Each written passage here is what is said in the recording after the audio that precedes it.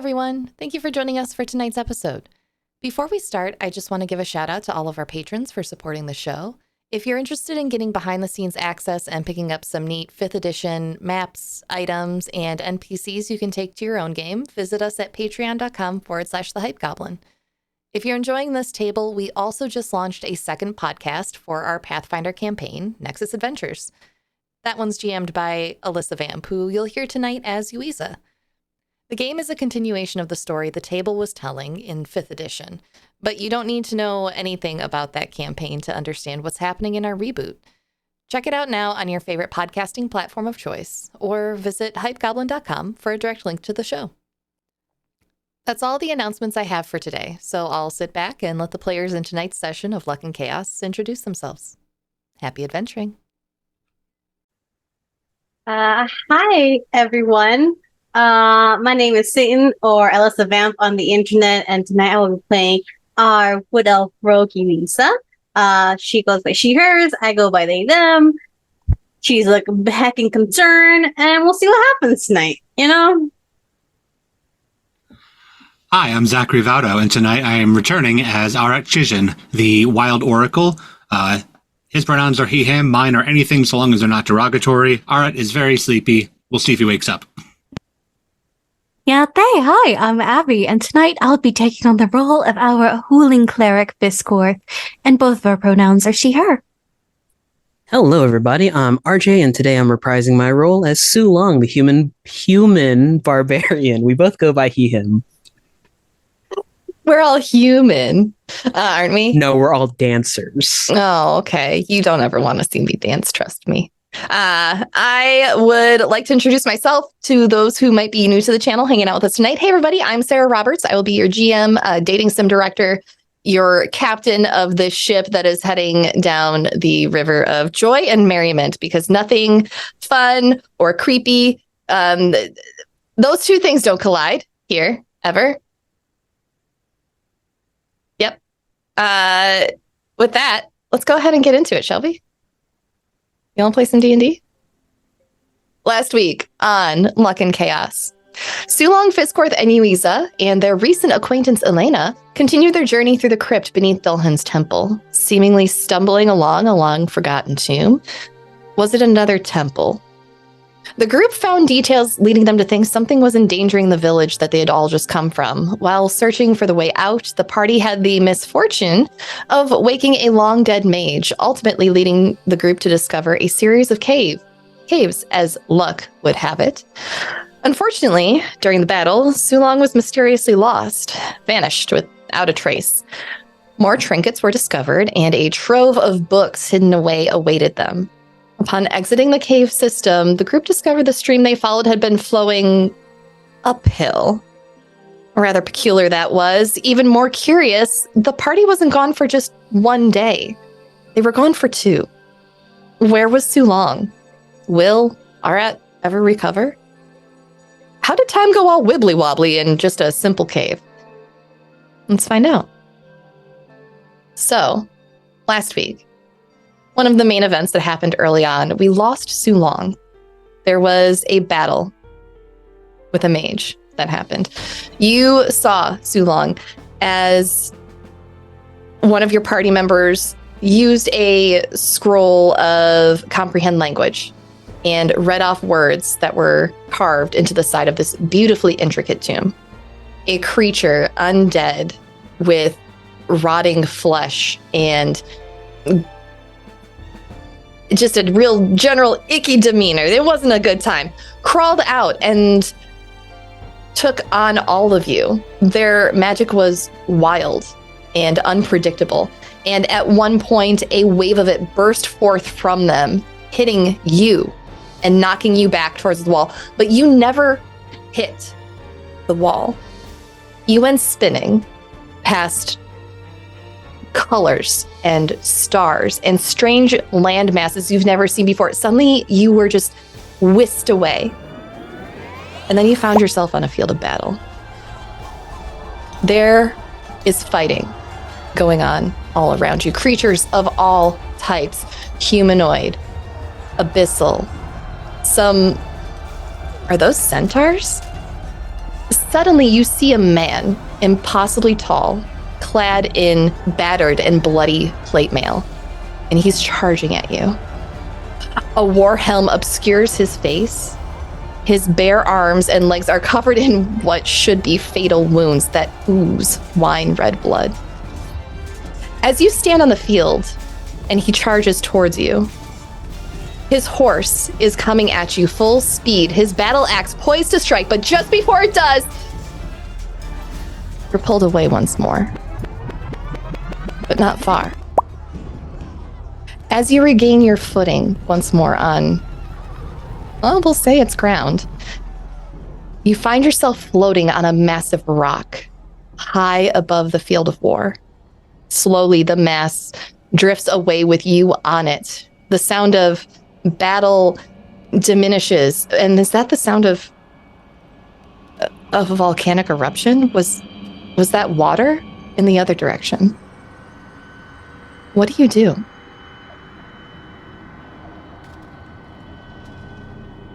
Sulong staggers from being teleported every which way so far. And as he regains his bearings and hears the eruption, he'll turn his head to look over to the source of the noise. Do I still have my battle axe? You do. Like all my gear? You have everything that you were carrying at the time you were pulled away from your party. Well, having a man and a horse charge at him, he is primed and ready to swing at anything that is approaching him in a hostile manner. So you're looking around, taking a general cursory look? Yeah, probably breathing fast, like the adrenaline's pumping through him because field of battle. Yeah, understandable. You look around and this rock is barren. There is seemingly nothing and no one here. You look off into the distance past its edge, a good at least 20 to 30 feet in front of you, to the side of you. This thing is massive. And as you look past the edge, you see other floating masses in the sky. One of them, there's a lava flow coming down one side. And on the other side, there is a water flow, but it is not flowing down. It is flowing back up and over as it comes out lava on the other side.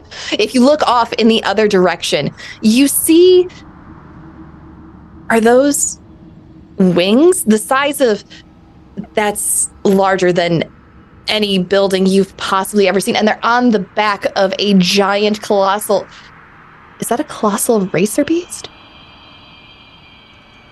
It apparently doesn't see you as it continues on its way.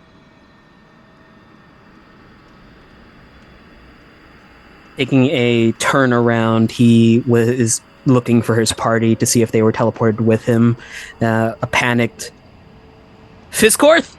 Yuiza! There's no one with you. Okay. Where the hell am I? And as you say that, you hear, well, you're somewhere else, obviously. A quick turn to face the voice. Who's there? the voice comes from all around you. And you just hear a light. No one. Oh, everyone. Someone, I think. Once.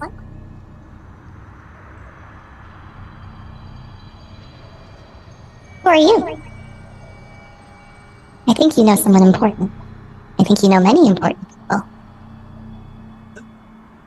I don't think I know any. Well, the people I know are important to me, but that's besides the point. I need to get back to where I was. You hear the wind howling past you. And then something appears. Something that is absolutely unexpected in this space, as what appears to be the most comfortable sofa directly behind you, and something slides you directly back to it. I mean, you could go back if you really want. Yeah, I would very much like to go back. They're fighting right now. They're down a member. They might get hurt. Everybody gets hurt sometimes. And as you see that, or as you hear that, a creature appears. It is currently humanoid in form, seemingly coming out of nothing. The air around you forms this creature. It is smoke and darkness and light, and there are particulates of what appear to be the terrain around you. And it takes on the form of something vaguely feminine. Maybe I should have asked before this, friend or foe? I could be your friend. If you're okay with that. You know, I'd much rather not fight on a floating rock in the middle of a kind of piers behind him. Bloody battlefield? Like the rock, I can get rid of it. And with No, the rock beneath the sofa is gone, and you are there floating. It's like trying to find 3 points of contact on the couch.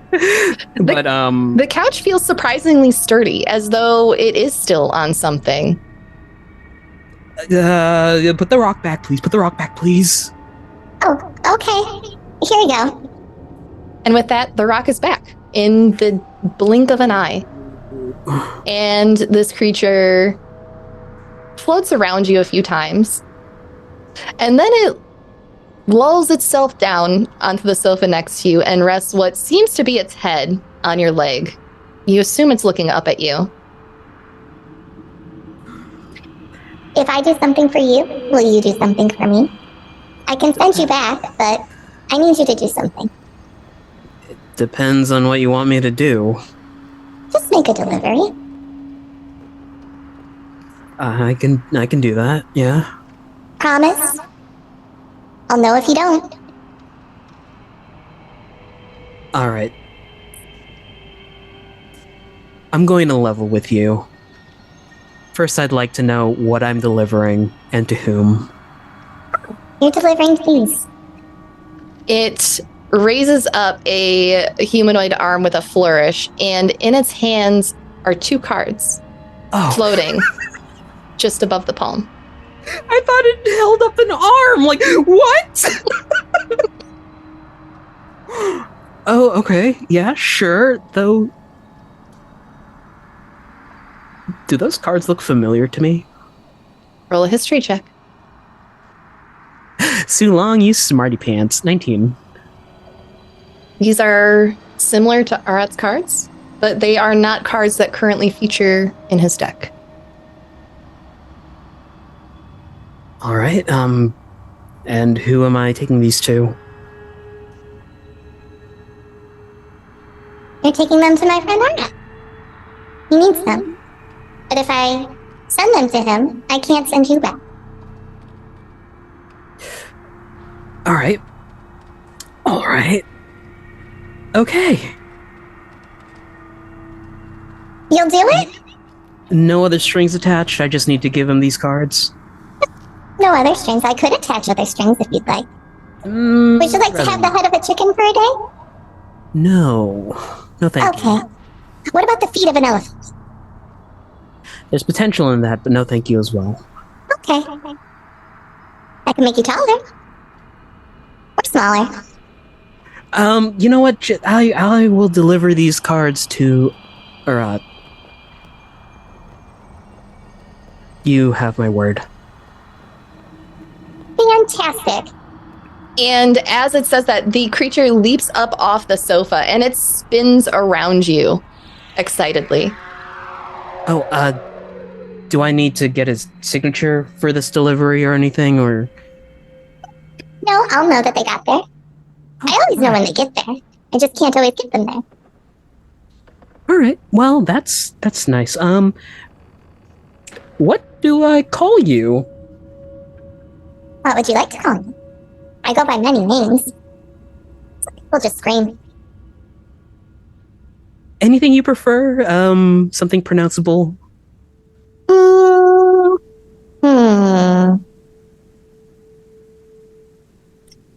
And the creature's head moves side to side as though it's surveying you. What's the most popular Zarin name right now?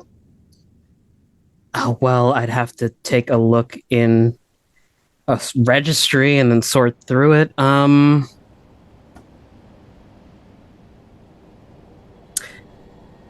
Ray. REI. In common. And you may call me that. Pleasure to meet you. So long. I know. That's not concerning. You should be concerned about me. I want to see you succeed. Great. Thank you. I would like to go home now, please. Okay, if you insist. And with that, the creature swirls around you again, and it is like being sucked up into a vortex. You and the sofa spin, and next thing you know, there is nothing beneath your feet, and you are falling. You are falling, and you are falling until you lose consciousness. And that is where we will pivot over to Fisscourth and Yuiza. Where did you two move Sulong to? You found him in the garden with Arabelle slapping his face. One of the rooms. Why don't we put him in Arat's bed? It's conductive to one's health to be around others.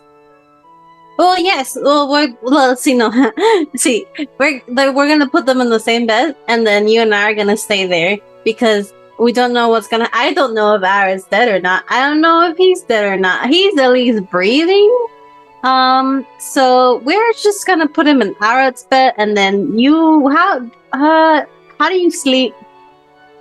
Oh, I'll show you. And as soon as we get them up, Fiss is just going to go through her whole bedtime routine of cleaning her wings, fluffing her fur, and then clutching to a rafter upside down while wrapping her wings about herself like a Dracula. I am so glad that my assumptions were correct. Because now I would have felt her like really bad. So I'm just gonna stay in the chair and make sure everyone's okay. Actually, I'm gonna go give all our stuff to Arabelle, see if maybe she can figure out what they are, and then I'm gonna come back here and we're gonna wait for everyone to wake up. Because, it's been a long 2 days and I'm tired. Rest might be wise, and I would like to see these identified as well, but I should keep an eye on them just in case either of them wake up. And Fiss's gaze lingers on Arat for just a moment longer than it should. But yes, identification, very important. Are you worried about Arat? I mean, we're all worried about Arat, but I have questions to ask, is all, when he awakens. But go, shoo. And Fiss kind of just flaps her wings on a little, shoo. I'm going. I'm going to give you to Arabelle. I'll be back.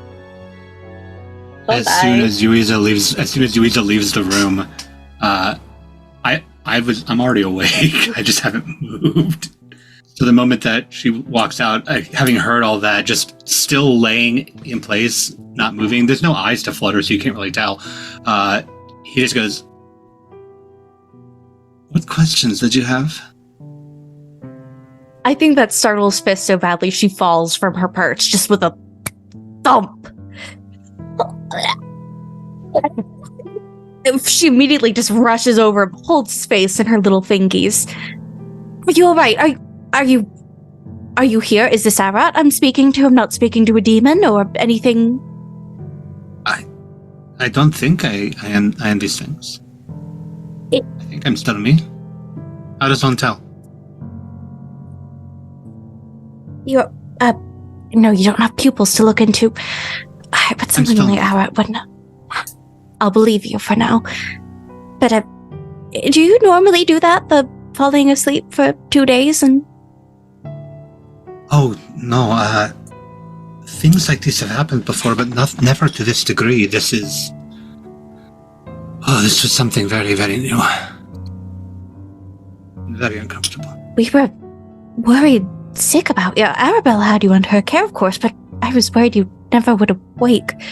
I even checked your pulse. It was unusual, to say the least. I'm sorry to have worried you. No, I'm still here. I'm still trying to process what occurred. What happened while you were asleep? I had a premonition, I think would be the proper term. Most people would say vision, but I tend not to. It was senses. It was strange. I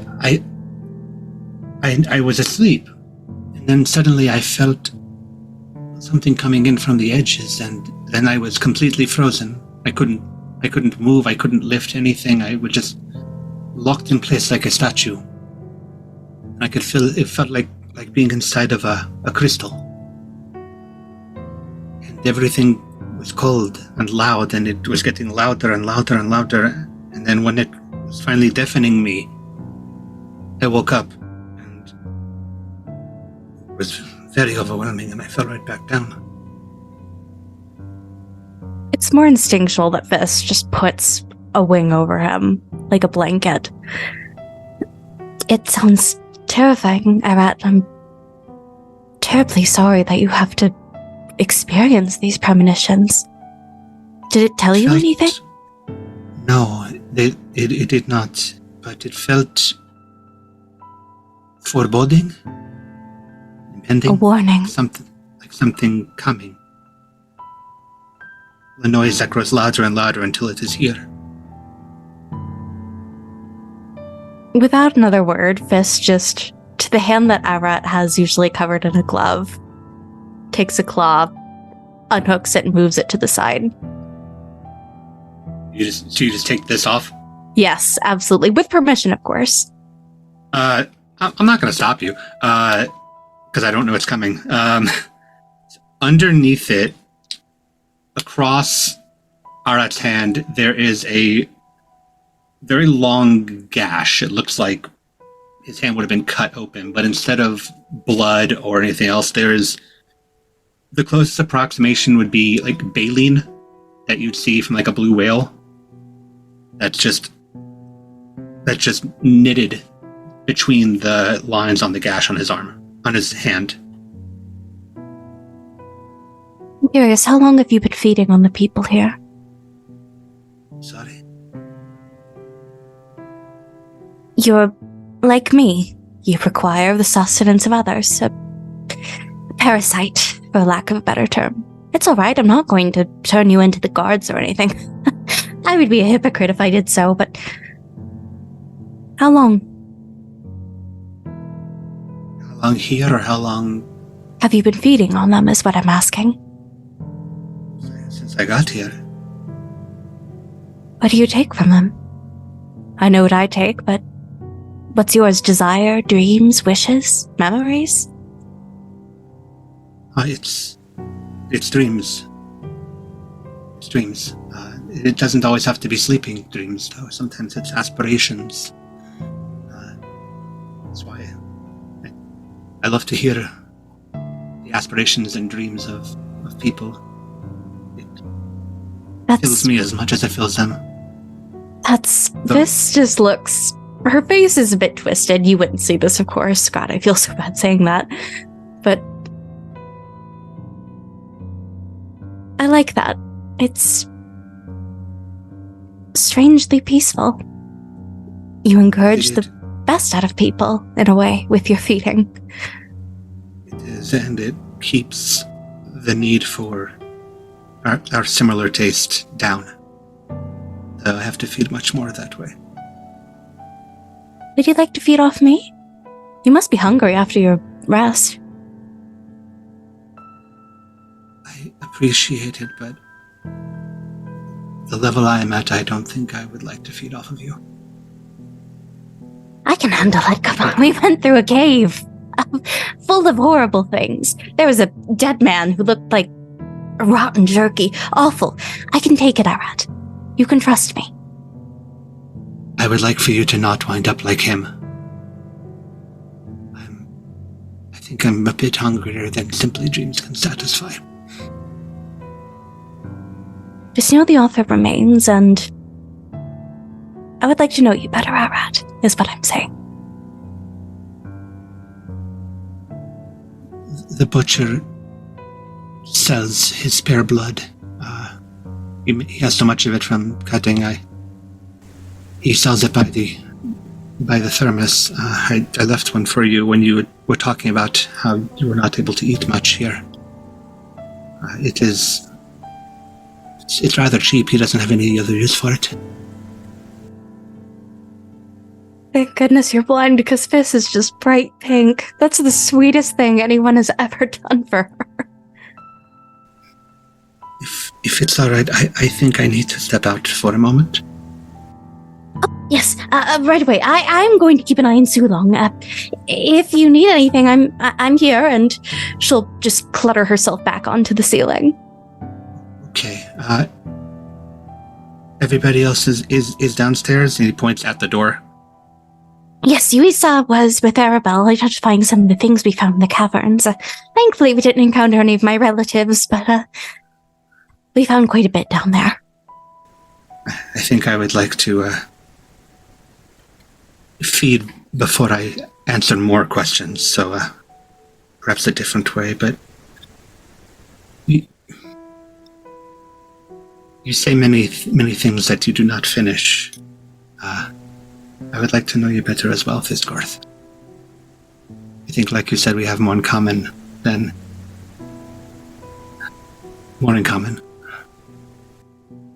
We do. Getting up, Arat grabs his walking stick and does not use it as he crosses the room, pushes the window open and just steps out of it. And if Fisscourth looks, he is gone vertical and is walking straight down to the ground. He needs to feed before he answers any more questions from anybody. Where are you heading? I'm imagining it's late. It is. So I imagine a whole lot of people aren't out. There are a few. Roll me 1d8. 3. Okay, roll it again. 2. Okay. Yeah, there are some people out about town, but not many. It's pushing 11 p.m. These are definitely regulars to the town. Mm-hmm. Small village. So, what is closer? The nearest farm or the road in and out of town? Like, actually walking onto the road?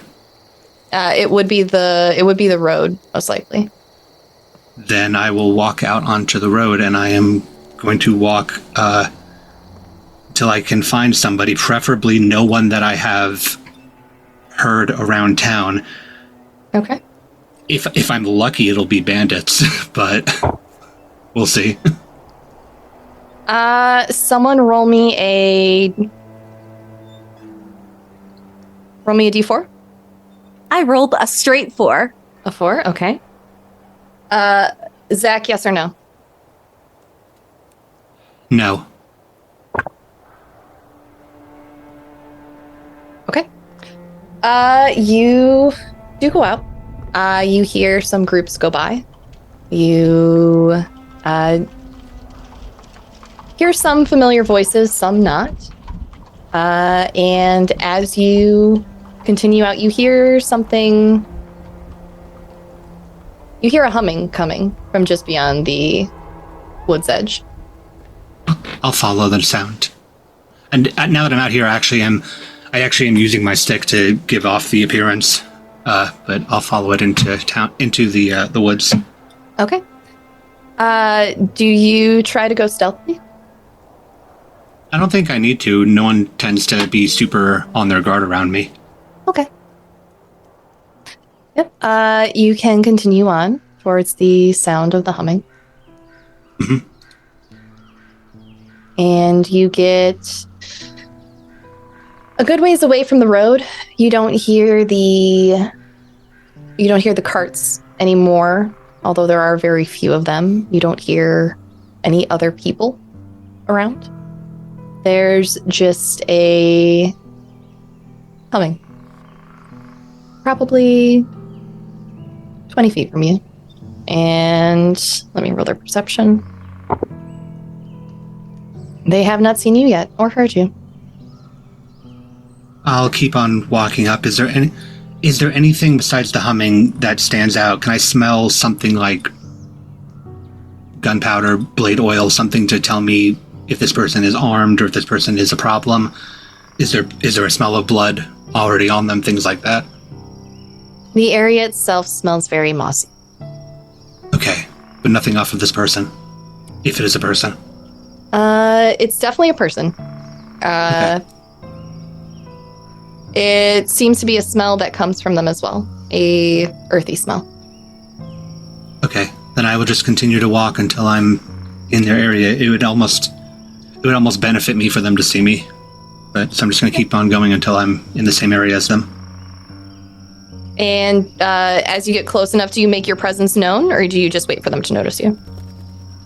I'm just going to keep on walking. Okay. Like I said, people don't tend to be on guard around me too much, so just going to keep on going. Okay. This time they do hear footsteps. We'll say that you're about 5-10 feet away at this point. Hello? Is someone there? Yes, hello. Oh, hi. I don't see many people out this way often. Are you lost? You're not on the road? I heard the humming noise and I was curious. Oh, sorry. I was getting some night mushrooms. Perfect time of night for them. I grow them myself, but I just like doing things the old-fashioned way sometimes, Of course. Are you from town? Technically, my significant other is. I prefer to live out here, though. Some people just find me a little. Well, they're not always at ease with me around, but occasionally I do go into town. I go to the tavern and the general store.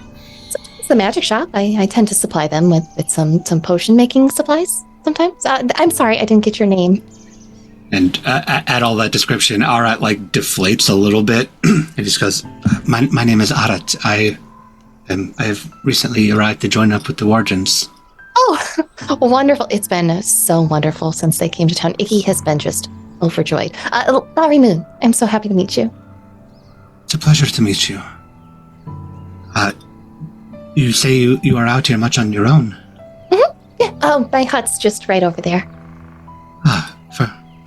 When I was traveling, I would always be worried about being out too much on my own, bandits and whatnot. Oh, I don't mind. My house tends to take care of anything that is, persnickety, I guess you could say. Mean. Evil. Do you get many persnickety things coming through here? Mostly people looking to make deals.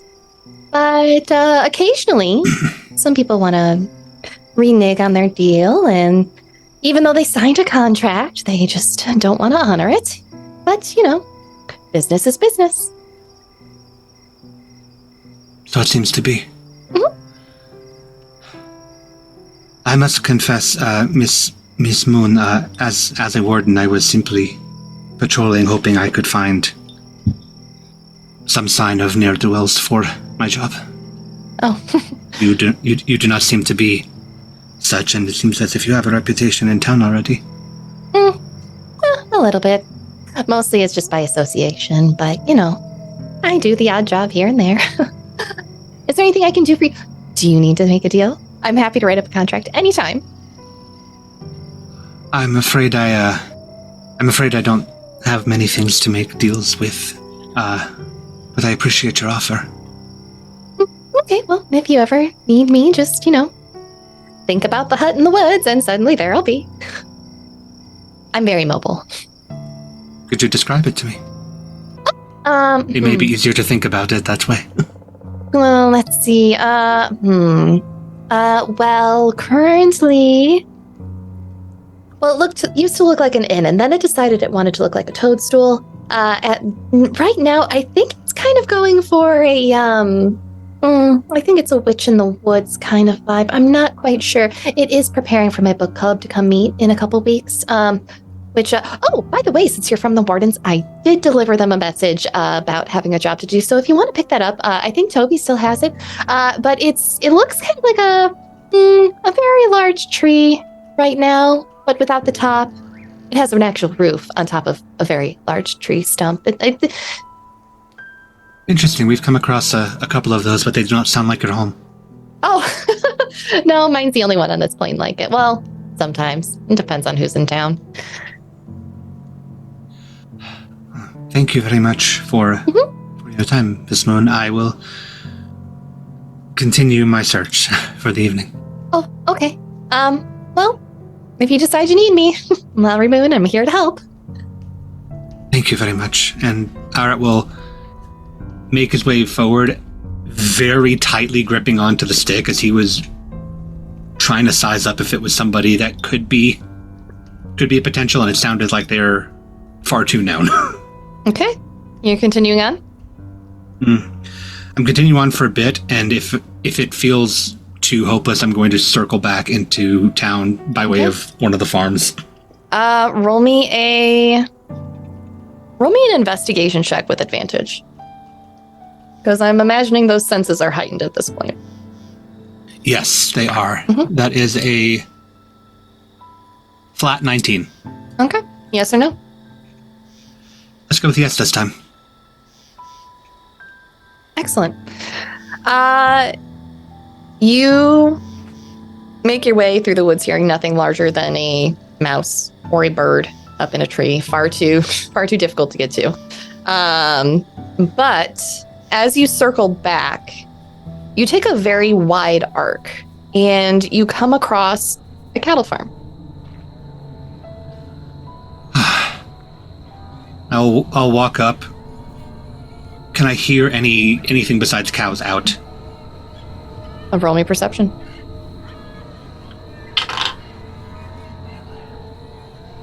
$20 total. You hear what sounds like a door that is open and closed and the muffled sound of voices within a building, but nothing outdoors beyond the animals. Right, then I will walk up to the closest cow because I can't really distinguish between them. Put my hand on the cow. Yes, let's go. Would you like to come this way? And I'm gonna kind of give it a push towards the tree line to see if I can make it walk. Give me an animal handling. Dudes here. Give me animal handling. That's one of my better ones. 23. Fabulous. This cow follows you. You must have some good treats for it. It's excited. There's a person. Person means food. And eventually, when the tree line, we stop, and I just go, "I'm sorry, my friend, but it appears that fate has made us cross paths tonight, rather than what I was hoping." And I'm going to latch straight onto its throat and use my feature of brutal feed. Okay, go for it. I don't know if cows can make Constitution saving throws. That would require me to have the stat block of a cow handy. So exactly. Let's just assume that let's assume it's not making that save. Sounds good. Then I am going to... We'll let this happen. I'm going to recover 1d12 health. Sounds good. That's going to be 6 for me, and that cow is gone. That cow is definitely gone. Yeah, even with the horse's stats, that cow, wouldn't have mattered.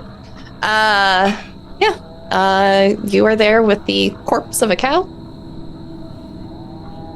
And I'm going to leave it. I'm going to reach down and dig my fingers into where the sharp teeth. I don't quite have fangs where the sharp teeth went in, and I'm going to pull it a bit more open so it looks a little bit less like a person bite.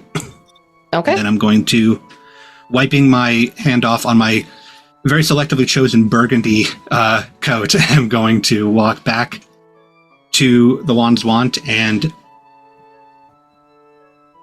for the fun of it, I'm going to go in through the front door. There'd be a shame if someone got blamed for that cow, Arat. Someone who's a known blood drinker. Don't worry about it. We got past the moral choice in this episode. You head on in. There's no one downstairs. Yuiza, I believe you went to look for Arabelle? You're muted. Yes. Okay. Yes. You do find her on a level of the Wand's Want that you have not been on previously. She is actually upstairs in her private study with the items that you gave her, making herself comfortable in her little seating area by the fire. Your items splayed out on the carpet in front of her as she works through them. She's going to knock on the door of it. I don't know if I'm allowed here. Hi. Hi. Yeah, hi. I was just wondering if you need any help, or if you found anything interesting. Or I know you have like a lot going on, and like we gave you a lot, but I might need your help later because you like make potions and stuff. Yeah, sure. I was just gonna do a few items tonight, if that's okay. I wasn't going. Take your time. You can come in. It's fine. Okay. And you see that she is sitting there with your items in front of her. And as you get over to her, on the other side of her, there is a large wine bottle with just what appears to be a straw stuck into it. It was a very stressful day. Please don't judge me. Oh, I don't judge you. Oh, Oh my god, I got this really good wine. Do you want me to share it with you? I got it off the crypt of this dead guy. Actually, it was a body of a dead guy inside the crypt. Yeah. But it wasn't his crypt. Dead body wine is the best wine. And she takes her straw out and corks her bottle. Yeah. And she's ready with her straw. She's gonna take the 2 bottles that she found and she's gonna give her one, and then she's like, "Do you have another straw?" It's been a stressful last 2 days. She will get out another straw from a nearby nightstand, or not nightstand, just like a side table. Oh, thank you so much. And she's just gonna stick it in there and start slurping on the wine. You said you got it off a body. Yeah. So, Grave rob. when what? Did you grave rob? Maybe. Oh my god, I didn't consider it grave robbing because the thing's technically alive. It was alive? Undead. Oh well, that's fair game. Yeah, and like, is it really grave robbing if it's not really the grave of the person that you robbed it from? They just so happen to be dead in that same spot. Gray area loophole. Yeah, tomato. So I was actually wondering if maybe, I know it's been a long day and then we asked you for this, and you could say no if it's too stressful. Maybe you can help me later. But I've been working on a few things, and you make potions, and it's kind of similar to making potions. I am very good at making potions. You are very good at making potions. They have saved my life. I'm glad. I almost fell. I fell through a ravine, and I was almost dead when that happened. Are you sure that you're made for adventuring? Should you maybe? I'm alive. aren't I? That's true. That's true. Mhm. Just saying. If I wasn't made for adventure, I wouldn't be here. Just saying. But anyway, sorry, I get distracted. It's okay. Lots I of make stuff potions. happened. You need help with potions. What do you need help with? Sort of. Okay, so and she'll take out a book. It's more like a journal, like a writing journal, and a few like scattered notes. I've been working on making compounds. Mhm. I learned the basis from my uncle, but I'm having a tough few times trying to figure out how to make these three work. Maybe Okay. you could help me. I feel like I'm getting something wrong. What do you have so far? Let me take a look. She'll push the stuff over, and it's actually like it's pretty like alchemical, like a math, just math and alchemy and stuff. I have bases, for it. I feel like I'm getting the last bits wrong though. Like they never turn out quite how I need them to. I feel like I'm getting something wrong at the end that just kind of nulls the effects that I'm trying to go, like nullifies the effects that I'm trying to go. I don't know if I'm. She takes a big swig of the wine through the straw, and the wine drinker in me is just suffering hearing that chat. I just want you to know, this is not how you should ever drink wine. She takes a big swig of the wine and she goes, "Is this one supposed to hurt people or heal people?" That one is supposed to actually do neither. That one's supposed to make people tell you, not be able to lie. Oh, okay. This makes much more sense now. I should probably set this aside. And she gets up and she goes and she gets some very large books from the shelves near the fireplace, and plops them down and opens them, and you see her own notes that she has taken, meticulous drawings. This is a lifetime of work that she has. Her face just lights up. Let's see. So this one is vaguely similar to a truth-telling potion, but not so much that they would know after. Hang on. You just need to carry the 3 here. But I think you almost had it. So I think if you boil it for 15 minutes instead of 20 minutes and then immediately cool the mixture in an ice bath, Okay. it should be okay. Okay. Okay.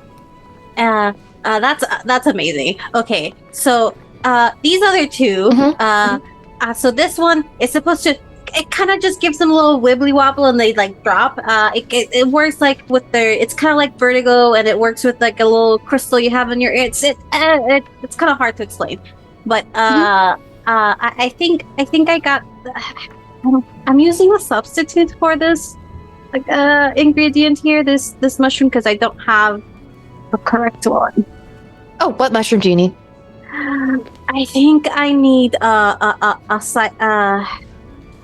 I don't know what it's called. I think nightshade mushroom. Something with night moon. 1 second. And she hurriedly gets up and she takes you back to unlocking the door. She takes you back into her own alchemical lab and then into her pantry and starts going through all of the shelves that she has. And it is a room laden with all sorts of items for ingredients and dried goods. And you're pretty sure that there's a recipe for bread tacked up on the wall. Huh.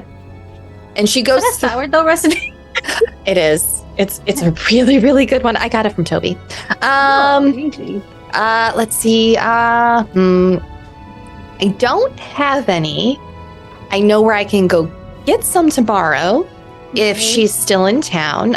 Or you can go. Have you met Larry Moon? I don't know. Short. Well, I mean, not short. Like about your height. Blonde hair, short. Wears a giant mushroom on her head. Oh, the mushroom hat lady. Yeah, I think I may have interrupted her date. Tell her how cool her mushroom hat was, so I don't know if she likes it. I'm sure she does. She likes everybody. It's very hard for her not to like someone. Okay, that's good. But does she have the mushrooms I need? I think If she doesn't, I try to she can. use- If she doesn't, she can grow them. Okay, Mhm. that makes sense. She wears mushrooms, huh? Mhm. Well, if I could talk to her, maybe we can figure out a trade, or I can buy them off her. I'm sure you can. Just go out into the woods and shout that you need help, and she usually appears. Do I shout her name and You then I can. need help? That would probably Okay. help her find. She kind of has a sixth sense about this sort of thing. She just knows when people need her help. Okay, I'll go do that. I'll do that. By the way, this is an amazing selection of ingredients. There's one more that I might need help with, though. Okay. Is that okay? Uh-huh. Okay. This one does hurt people. It's kind of like my favorite. It's on the necrotic side of things, so it's a bit more magic based. So this is like the one that I'm really not getting. So it stops them from healing as well as damaging them. So kind of like a healing paralysis. And if you look at my I almost have it. This one's escaping me, right? Mhm. I almost have it, but I can't get the stopping point. Like it will do damage, but I haven't been able to figure out how to stop them from healing with it. You need something that will slow the release of any healing. Oh, here. You can use and she starts going through all of the things on her shelves, and you hear a when she finds it, and she turns around and she is holding the largest fang that you have ever seen. You assume it's a fang. It looks gnarly. Here you go. Don't poke yourself with it. Oh, it's a basilisk fang. If you powder it, that should work. Just grind it up really good. Make sure you wear something covering your nose and your mouth, and probably something to protect your eyes. Okay, I can do that.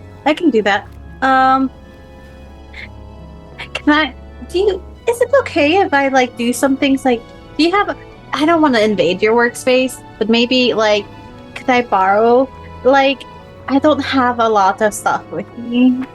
Oh, of course you can. Of course. I love you so much. Oh, no problem. Use whatever you need, and I'll just add it to your tab. Thank you. I am. Oh, should I make sure that they're alright? Do you think they'll be okay if I just do these now and like they can like come get me if they wake up? I mean, Fizz is with them, and Fizz is like really protective. I think they should be fine, right? I would assume so. Okay. Actually, I'm gonna let Fizz know, and then I'll be back. And she's like holding the basilisk fang. I'll be right back. And she runs away with the basilisk fang in her hand and goes into the room. Fizz! You just see this. Her head turns around like an owl. Arat is awake. I don't know where he is. Oh, what's that? That's a very large tooth. it is. I'm going to use it. Are you going to stab someone with it? No, I'm going to grind it up and put it into a little compound. This potion situation I have going on. But, I just want to make sure. I gotta go do this. Are you guys going to be okay? If I do, I'm still here. I'm gonna be in Arabelle's study. And I'm gonna be making these things. Situation, items. Don't worry about it. Oh, yes, I will be keeping watch over Sulong, and Arat seemed quite well when he walked out the room.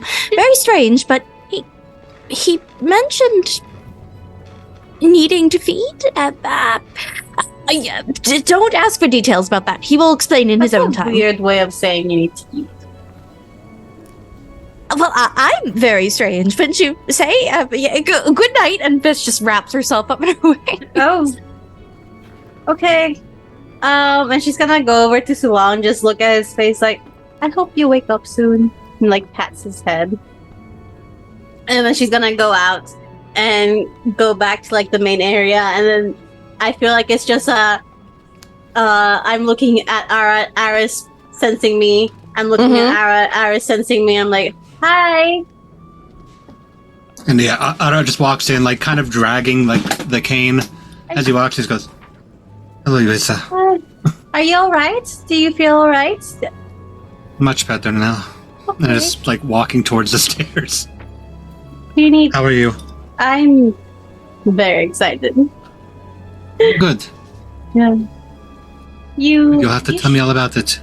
I will. I'll let you rest. You seem a little sluggish. Yes. I think I was locked in a premonition for the entire time that you were gone. Wow, that sounds horrifying. I'm not going to lie. It's not the best. Are you sure you're all right? I'm feeling much better now. Yes. Okay. So she's gonna put a hand on his shoulders, like, if you need anything, just let us know, right? It's kind of like hand to her wrist. Thank you, Yuiza. I hope you have a very good time with whatever it is you are doing. It smells awful. It's a basilisk fang. Oh, I did not find it in the thing. This is something Arabelle gave me. I should have really put it down before I came out, but I was like very excited. understandable. You'll have to tell me what thing you didn't find it in later as well. I will tell you all about it once I'm done. I'm very excited. I think this will be very useful for the entire group. Wonderful. We'll Go rest. pat her hand and walk up. And then she'll go back to Arabelle. I'm ready to make these. All right, and you can spend, if you're staying up for a while, you can spend the next, we're going to say it's going to take about like 2 hours to make those compounds. But Arabelle will help you through them and guide you to make sure that the math is correct, that everything was calculated between the two of you perfectly. She's going to be your little sous chef for these compounds. She'll make the first one and then the last one, so she doesn't have the ingredients for the second one. Also, because I can only make 2 at a time. Mm-hmm. But she'll spend her time doing that. Okay, great. So you will pass your time that way. Arat, Fisscourth, anything else you wanted to do? I mean, I walk back into the room, so that's entirely on Fisscourth at that point. Fess is just gonna pop her head out from between her wings. Are you feeling better now? Much better. Much better. Can I smell the blood on him? If you, yes, 100%. Yeah, definitely. I suppose we're more similar than I had originally thought. You were right. Like I said, I try a different way, but occasionally things are too much. Not often, but occasionally.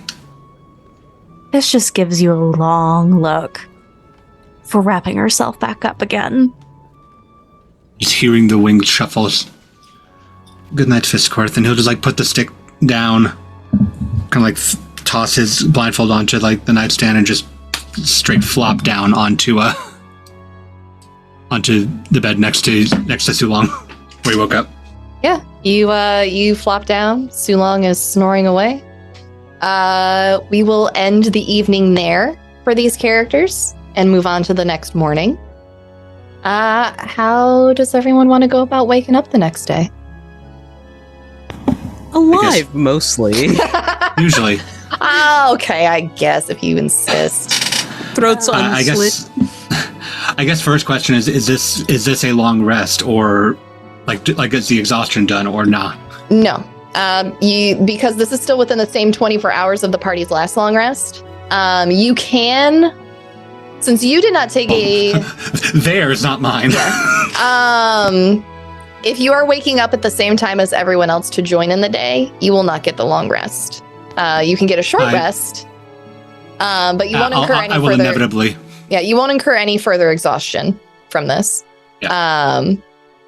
But yes, everyone who did not long rest last session does have a level of exhaustion. Sulong, you have one as well. Your trip to wherever you went was very stressful and not at all easy.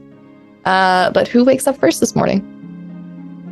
Can I wake everyone up with what I want to do? Please. Go for it. I'm just gonna roll my my short rest hit points while you do that. So I'd like to paint a picture. Do it. Fisscourth hanging in the rafters, correct? Just snoozing away.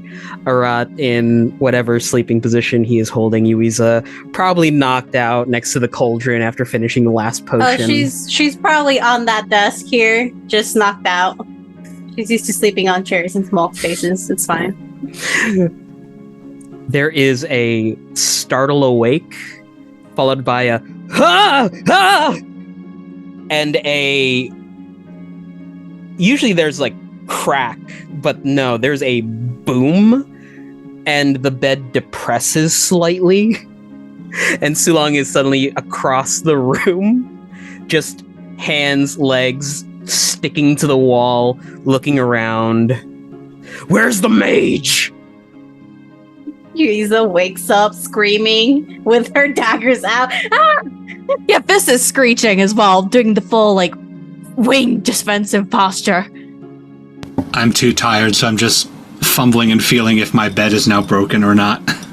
It might be a little broken. What's up? What's Sulong, is that you? Where's the mage? It's gone. It's dead again. Oh, We're back at the Arvels. just Oh, God. slowly reverse Spider-Manning down off the wall onto For the ground. tomorrow's sake, you gave me a heart attack. Oh, Raising a hand from the bed. Would anybody mind telling me what mage this is? we fought an undead mage. In our room? The rotten No. jerky one, no. Sulong was teleported while we were dealing with the creature below the temple. Horrible thing, I must say. But it's gone, dead. We dragged him along the bottom of the ground. I Terrible. shoved him into a river. Yes, There are you did several do that. steps. There are several steps between when I last saw you and everything that you just said that I imagine I missed, but good? We went to go to the temple job. They paid us to go check out whatever is going on underneath the temple. It was not Okay. just rats, though there were a lot of rats. There were Okay. undead people there. One of them happened to be a mage, who had magic and sent Sulong somewhere. And we killed it along with its 4-armed skeletons that had many bladed weapons. And Terribly clumsy then- creatures. Yeah, and then we fell through a ravine. I didn't fall because, I fell, but I didn't hit the bottom because Fisscourth grabbed my leg. I'm so sorry you had to see all that, Fisscourth, by the way. Then there was a river, and then there was like a boat, and then another dead person, but this one was dead, and then we found a map and a bunch of other stuff. Then we found a little place, like with a little river and pool that was like a little cavern and had books and like fresh grapes. We're like, what the hell is happening? You know, someone's living here because these grapes are fresh. And then I jumped into the pool, and then Fisscourth was like, oh no, because my water cousins are going to eat you. And I was like, no, it's fine. And then we went up a ladder, and we're on top of the mountain, and then we tried to get over a broken bridge, and then we came back here because we tried to get over the broken bridge. We fell into the water a lot. Then I took a potion of flying. Then I carried our new friend over. Then she left. Well, no, that's later. Then we made it back here. Then she left, and we got paid, and then we met some people, and then we told them, hey, you had a lot of undead stuff underneath the temple, but we took care of it, and they healed us, and then now we're here. Oh, we found Sulong passed out in the vegetable garden, so we helped Arabelle, take him up. I mostly just helped make sure like your head wasn't hit because like I was like super weak, and then Eventful. yeah. I got teleported to a literal hellscape where it was just perpetual battle. What? Everybody had much more eventful evenings, it seems. Yeah. Oh, and I make like some compounds. Oh, yes, but always you and the tea. First your own, and now this particularly I large had a tube. basilisk trying. Don't worry, I ground it up. It is in the potion now. That is excellent. Oh, yes, I was supposed to meet with someone at the tavern later. Yes, or pick them up from the temple. Sulong, how are you feeling? Do you need soup? Anything refreshing, nourishing? Oh. Water? Then I can Yes. get that myself. There's a water jug here with some cups. Should you guys be thirsty? Walks I guess over make to it, coffee? picks up the jug, and just drains it. At the same time, Arat goes, no, I'm perfectly fine, thank you. Okay. Well, food? Do you guys need food? Yes, Or- please. I handled myself last night. I am fine. Thank you, though. Yeah, Fizz is giving the same look. Yuiza just the narrowed mom eyes of concern. Okay, I'm not going to question that. As you say that, there is a sharp knock at the door downstairs. Ah, I will go get it. Yes. yeah, I'll go with you. See who's there. I think Arabelle's sleeping. As Fis and Yuiza leave the room, Sulong is going to just approach Arat, tap him on the shoulder to make it known that he's there. He heard you, but he nods when you tap. While I was away, I think I met a friend of yours, and they told me to give you these, and from like their breast pocket produces the 2 cards and will hand them over to Arat. Just gonna feel it and just go. You met a friend of mine. Yeah, they were nice. They asked for a name. I called them Ray. R-E-I in common. I've never asked their name. Well, happy coincidence. That means friend. Yes, no, they are. They are very helpful, though they also possibly gave me the premonition that incapacitated me for the last 2 days, so here they are. They sent me spiraling through an abyss. They're funny like that, it seems. You know, call that funny, I'd hate to see what you think is grim. I'll see you downstairs. Yes. And DM, my cards are the 2 of Constructs Ooh. and the Wild Oracle. Okay. As you And, receive the cards from Sulong, there's always a momentary feeling of warmth of the cards within your hands, almost as if the magic syncs up with you specifically. And you feel one after the other, both cards go through that process as they acclimate themselves to you, and they are officially yours. put them into the deck and just sort of feeling more of a connection to them. I'm going to pass my hand over the deck, and 3 of the cards are going to flip upside down. I'm locking 3 cards into my fate hand to be pulled knowingly instead of randomly. Okay.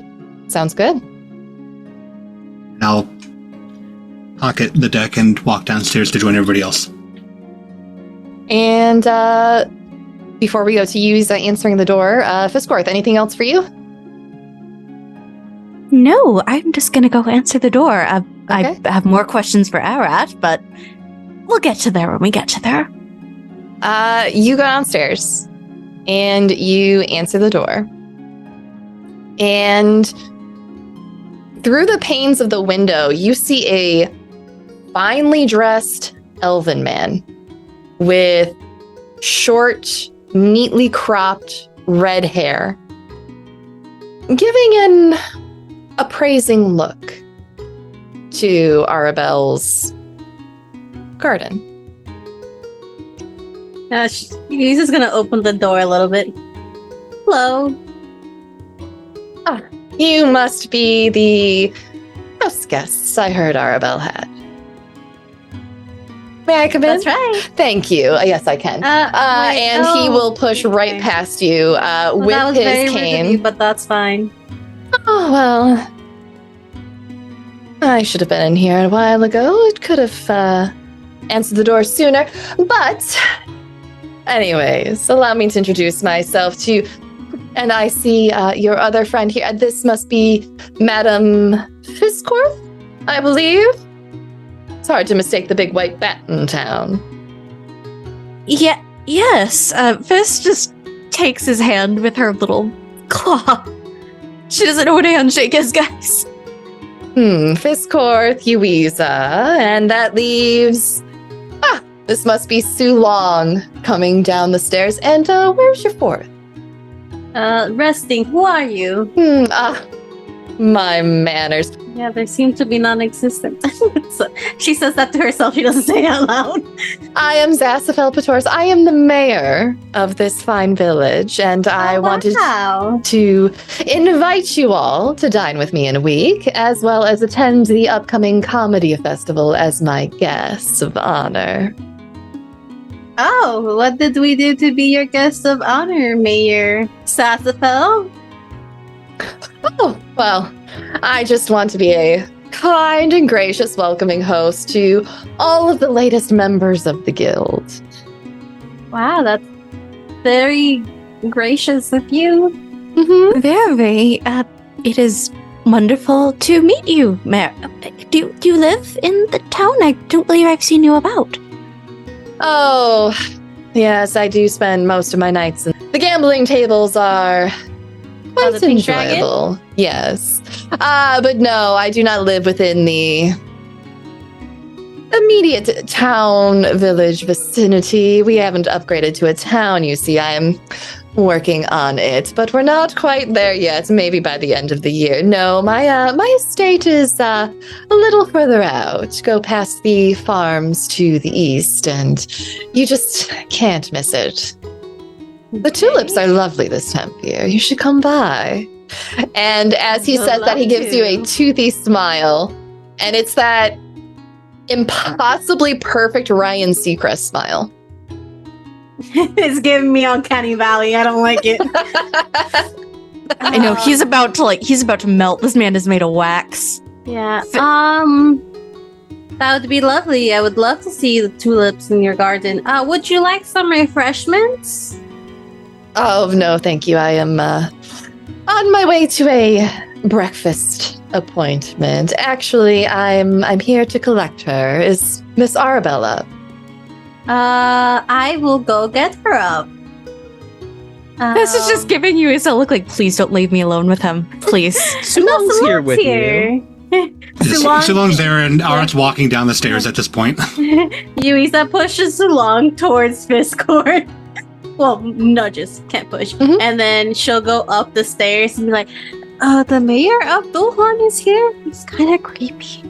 Arabelle is splayed out near the now embers of a dead fire. And she... What? Hi, What? Hi. What? Sorry. Hi. Sorry, we might have had a little bit too much wine. We each had the whole bottle. That's... Oh, gosh. I need water. Here, I have a water skin. Oh, you are an angel? Sorry, did you say someone was here? The mayor's? Sassafras? Oh, my breakfast date. I forgot. Date? How do I look? Do I look horrible? Oh gosh. I'm blotchy. Am I blotchy? Am I dehydrated? How's my hair? Hey. You look great. Let's just let's take 5 minutes. Let's go to your room and I'll help you spritz up, okay? Okay. I'll do your hair and I'll make sure I have a great technique to get all the puffiness out of your face. Come on. Okay. That's fine. That's fine. Okay. We'll get you dressed up. It's fine. Okay. Are you gonna go on a date this guy? Well, it's a date in the fact that we had a time and an appointment, but it's more of he thinks it's a date, and I need him to think it's a date because I like the cheaper taxes. This building is very expensive. You know what? I respect that. But I was about to be a little bit concerned about your taste in men, but that's fine. That's fair. That's fair. I'm all for cheating the taxes. So she's doing it. She's brushing her hair. Mhm. So it's perfect. Here, you should wear this. It matches your eyes. It goes with your eyes. Thank you. Okay. And she will rush behind her changing screen and come back out.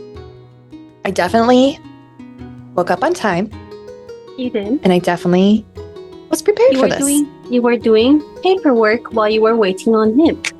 That is perfect. Okay. Whew. Let's go. And she will almost on just a dime. She is put together and coming down. And as she greets him, she has the most charming and genuine smile on her face. She is prepared to wine and dine this man over mimosas. Here's Miss Arabelle. Oh, I have to get her away from her ledgers and paperwork, taking care of the shop and everything. That's my little bookworm. Come on, dear. I have a lovely brunch prepared for us. And she will take his arm and the two will exit. And over her shoulder, she turns and suddenly gives you the tightest clenched tooth smile and turns back and leaves. Fun. Lovely to meet you, Mayor.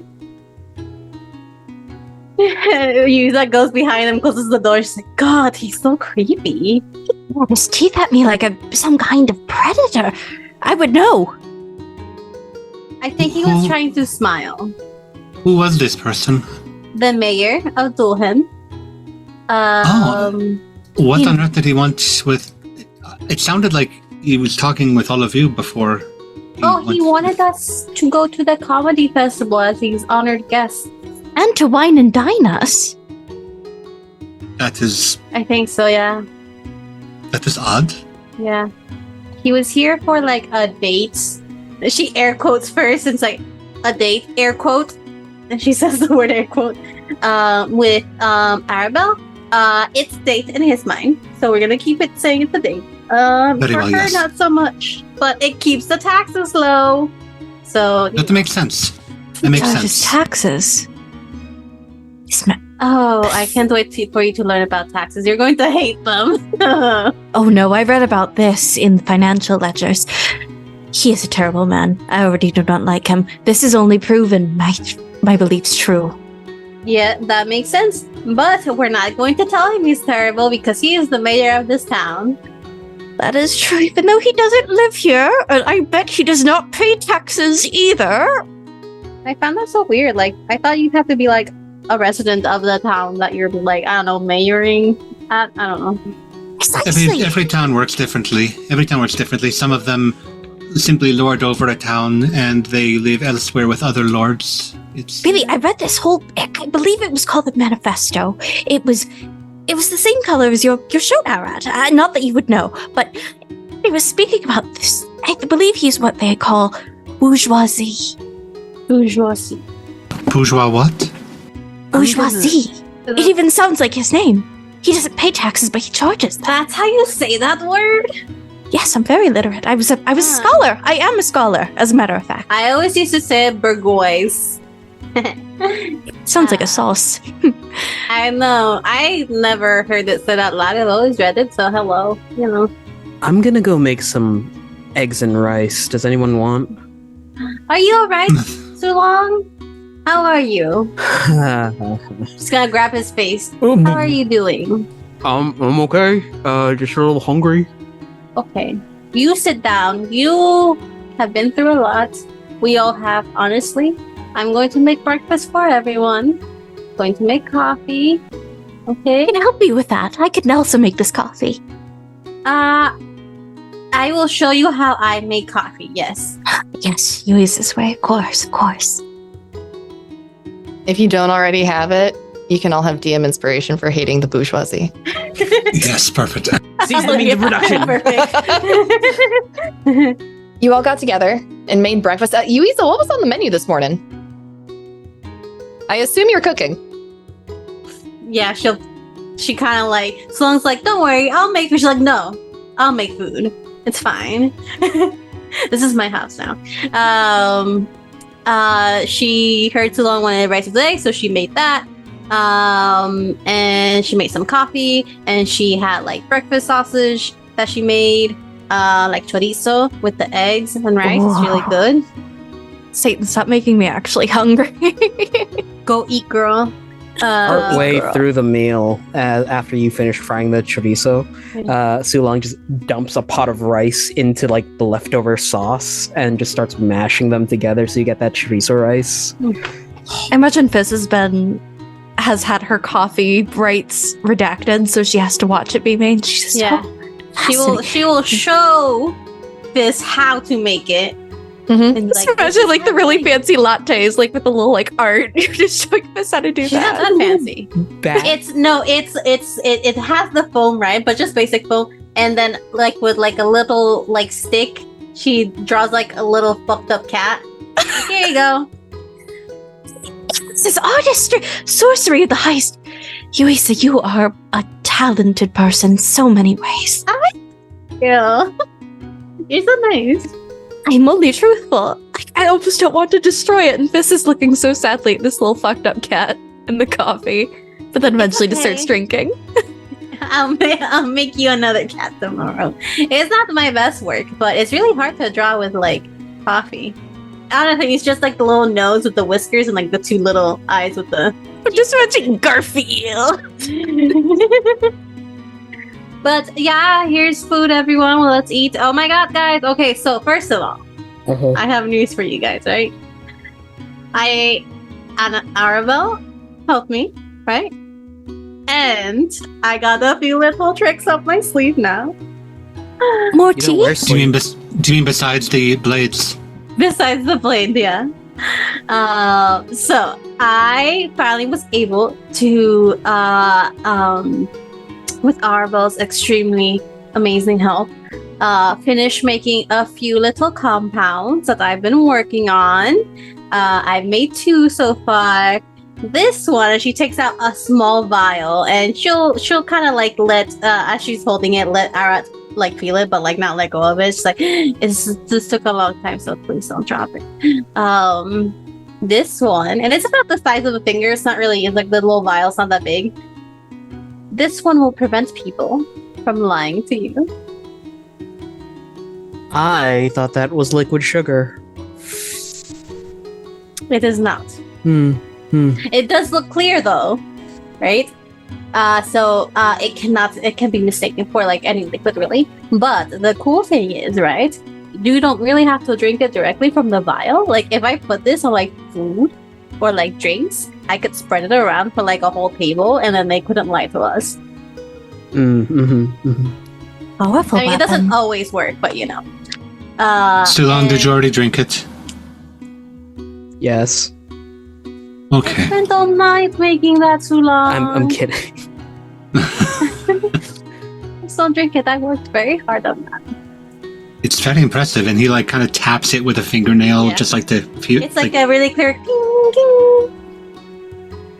And then I made another one. Right? This one I called Noxious Needle. Right? That's That's why I had high the- school. That's really sad. This is what I needed the basilisk fang for, right? I was missing the important ingredient, and Arabelle's like, "Oh, you just use this that I have lying around randomly." And I'm like, "Wow, amazing! You love a good educated woman, right?" So this one will hurt you, right? So, you know, don't drink it. And it will stop you from healing. Isn't that cool? Fascinating. The same It thing will- of just like tapping it and feeling Yeah. it. It's got a bit more rounded at the bottom, but it's got that long neck. It's like it will cause necrotic damage, so you're like it'll cause necrosis on the skin and all that stuff, and it'll stop you from healing for a little bit. So, Can we also put this in the water? oh yeah, you could, yeah. Oh. So for those of us in the room who are not in the know, is there a antitoxin to this, or if someone were to No. ingest Why it would I do that? via coffee, I definitely didn't put any in your coffee. It also kind of looks like liquid sugar. No, this one's purple. I think perhaps you just shouldn't drink the things that are on her tool belt. Yeah, don't do that. What about the health potions?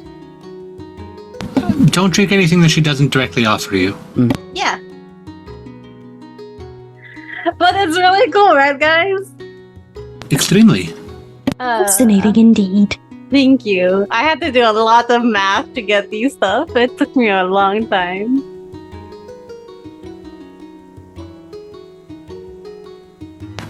That is very fascinating. Yeah. Oh, I did learn to make another one that just kind of causes you to like just drop a little bit. You just kind of fall and like you just drop everything because like your body like weakens for like half a second and you just kind of like fall. But I haven't been able to make that one yet because I don't have the right mushrooms. And then Arabelle was like, "Oh, you should definitely like go to the woods and talk to this lady named Laurie Moon, and like she will get you some mushrooms."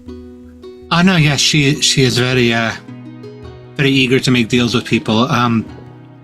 You go out and you think of a giant tree trunk, kind of like the one that we found the well in, but it has a roof on it. Oh, okay, it's different. It's different. She said this is what her home is like. Oh, okay. I mean, Arabelle was just like, "Oh, just go into the woods and scream for help," and I was like, "Okay, I can do that." You could, but this is how Miss Moon told me to find her. So this perhaps will prevent other people from running to help you. Oh, you met with Miss Moon last night. Were you both okay? What did you two talk about? I was surprised to find somebody living out in the woods. She apparently left a job for the wardens that we may be able to pick up should we want to. She apparently likes to make deals with people. She was very eager to write up some kind of a contract for me, but I don't really have anything to contract at the moment. She seemed very, very kind, though very... I get nervous about people that want to strike bargains so quickly. But we might have learned our lesson with the Jabberjay, but it might be worth looking into more jobs. Speaking of. Yes? We could check the board, or the Pink Dragon needed assistance with cooking, and you have shown me so much, especially with this latte art. Oh, thanks. I tried my best. We can do both of these things. We can see if Toby has what Miss Moon has or anything else. We have many opportunities. You should check with Toby. I would like to take a day to just rest a little bit, maybe, if possible, because like we almost died a lot, and so did you. You did. I didn't almost die. I was. Well, you were stuck in a premonition. Yes, I apologize. I told Fisscourth about this when I woke.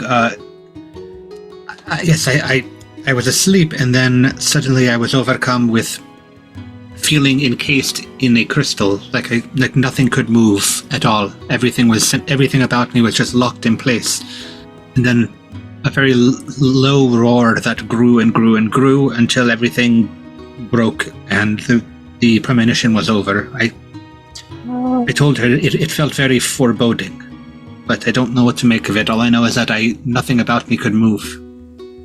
Terrifying. That is terrifying. You know, were there any teeth? I was told that if you like dreamed of teeth, you were going to die. I wouldn't know. I've never seen the tooth. That's right, you're blind. Huh? Yeah. No, Yuiza, perhaps you're correct. We should rest a bit. We did have a rather eventful day. Though, 2 days. I almost died to like an undead mage. That's true, and my wings are still healing. Yeah, we need to put some lotion on that. Yes, moisturization. That is very jarring that you had to deal with so many things. Yeah, it's a lot. I don't know how we survived just the 3 of us. But we got some money. And you also got some items. Arabelle was able to get a few things identified for you all. So of the items she's gotten identified, she'll have to identify the rest because she forgot that she had a air quotes date this morning. The green bottle with the wispy outside is a potion of gaseous form. She identified the cookie tin that you were so excited about, Yuiza. This cookie tin is Nano's cookie tin. It's a wondrous item that's common enough. You have a 50-50 chance of there being cookies or sewing supplies inside. As an action, roll a d6. On an even number, there's cookies inside, equal to the number rolled. On an odd number, there's a full sewing kit. Eating a cookie on a short rest gives the benefit of 1 regular health potion. Speaking of health potions, you got a potion of greater healing. And there was a bag found that was very similar to Yuiza's. Slightly different. Looked like it had been altered. And it is not a bag of holding. It is a bag of molding. This bag follows the usual parameters for the bag of holding, but the enchantment properties have been altered to increase the age of anything put inside. Food will instantly spoil or mold, but it's wonderful for aging beers and wines. And Yuiza, while you and Arabelle were doing your cooking, your cooking girls' night in the lab, doing your weird science, she was very excited over this because she realized that the wines you all were drinking weren't an old vintage. They had just been put inside a bag of molding and aged. Amazing. Yeah. So you experienced firsthand what this bag could do. And the final item is out of the SRD. It's an amulet of health. It's a wondrous item that requires attunement. Your constitution score is 19 while you wear this amulet. It has no effect on if your constitution is already 19 or higher without it. So that is what you all have identified so far. Arabelle will be identifying everything else after her strong air quotes brunch date with the mayor of the town. And did you leave a book for her as well? Me? Yes, you all still have books in Draconic that you okay. Yeah, I would just look at all the books I got. I can read Draconic. I got so many books in Draconic. I may have accidentally stolen from a dragon. Qua? I don't know. Anyway, can you read what the titles are? Tell us what they mean. Sure. Let me take a look at them. Okay. Easily enough done. Sulong, Yes. as you open all of these books, they're not novels. They're not atlases. They're not dictionaries. You're holding volumes full of handwritten jokes written out in Draconic. Where does a king keep his armies? Barracks? Up his sleeveys. Up his sleeve. I don't get it. He keeps his armies, and he'll just raise his arm, and then pull his sleeve down. I got it. Okay. This is a book about kings and their armies and their sleeveys? Oh no, it's a joke book. Oh, Amazing. I wonder if I should put these back. Anyway. How do you make You a found tissue this- dance? You put a little boogie in it. Because You found this in the cave? Yeah. Odd thing. That might be the strangest thing that you could have found in the cave. I know. It was like a whole little study in the cave, and it was like fresh. do dragons but- hoard jokes? As you go through each of these books, Yuiza took 20 of them. Fisscourth took 2. All 22 all 22 books are full of volumes upon volumes of jokes. And Sulong, you see some of the jokes. It appears that they've been repeated, but it seems that although there's no dates, the repeats are improvements upon the previous joke. Changing a word slightly to change the context or meaning, updating it to be more acceptable for the current time. It seems like this has been going on for Is there, at least a century. given the there- references that are in these books. A part of the book where it's basically a footnote on like, hey, this is the date I started writing this book. No, there are no dates. Just a series of jokes, one after another. Sulong, do you share that these are like 22 books of jokes in essentially. Draconic? So that's awesome. about the point where Arat remembers like what was said earlier and just go, do you think that there's going to be a dragon comedian at this comedy show? You know what? Maybe. If Didn't go through all return the his books to things. them. Yes, we Yeah. should. Should we be concerned if that this comedian comes from the cave where you fought undead things? Maybe. I mean, I can like go back and try to like put the books down like the ladder. Oh wait, give me a second. And then she just stops and her eyes go black and she's gonna use her scrying on like the little braid that she dropped down the cave. Okay. You do that, and it is a cave, dimly lit from the sky above. Books are still there. Nothing's moved. Well, that got destroyed. There's no one in the caves yet. Oh, well, I hope we didn't steal anyone's jokes. That would have been terrible. Especially if it was a dragon's board of jokes. A human, an elf walk into a bar. The halfling doesn't need to duck. I get that one. Yeah. Oh, look at all the items though. Do we want to split the items? I was like, we got like 510 gold. Oh, that's very good. We created a little party like fund. So like it's not our separate money, it's like the party money, so we can like buy stuff for us. Okay, that's a smart choice.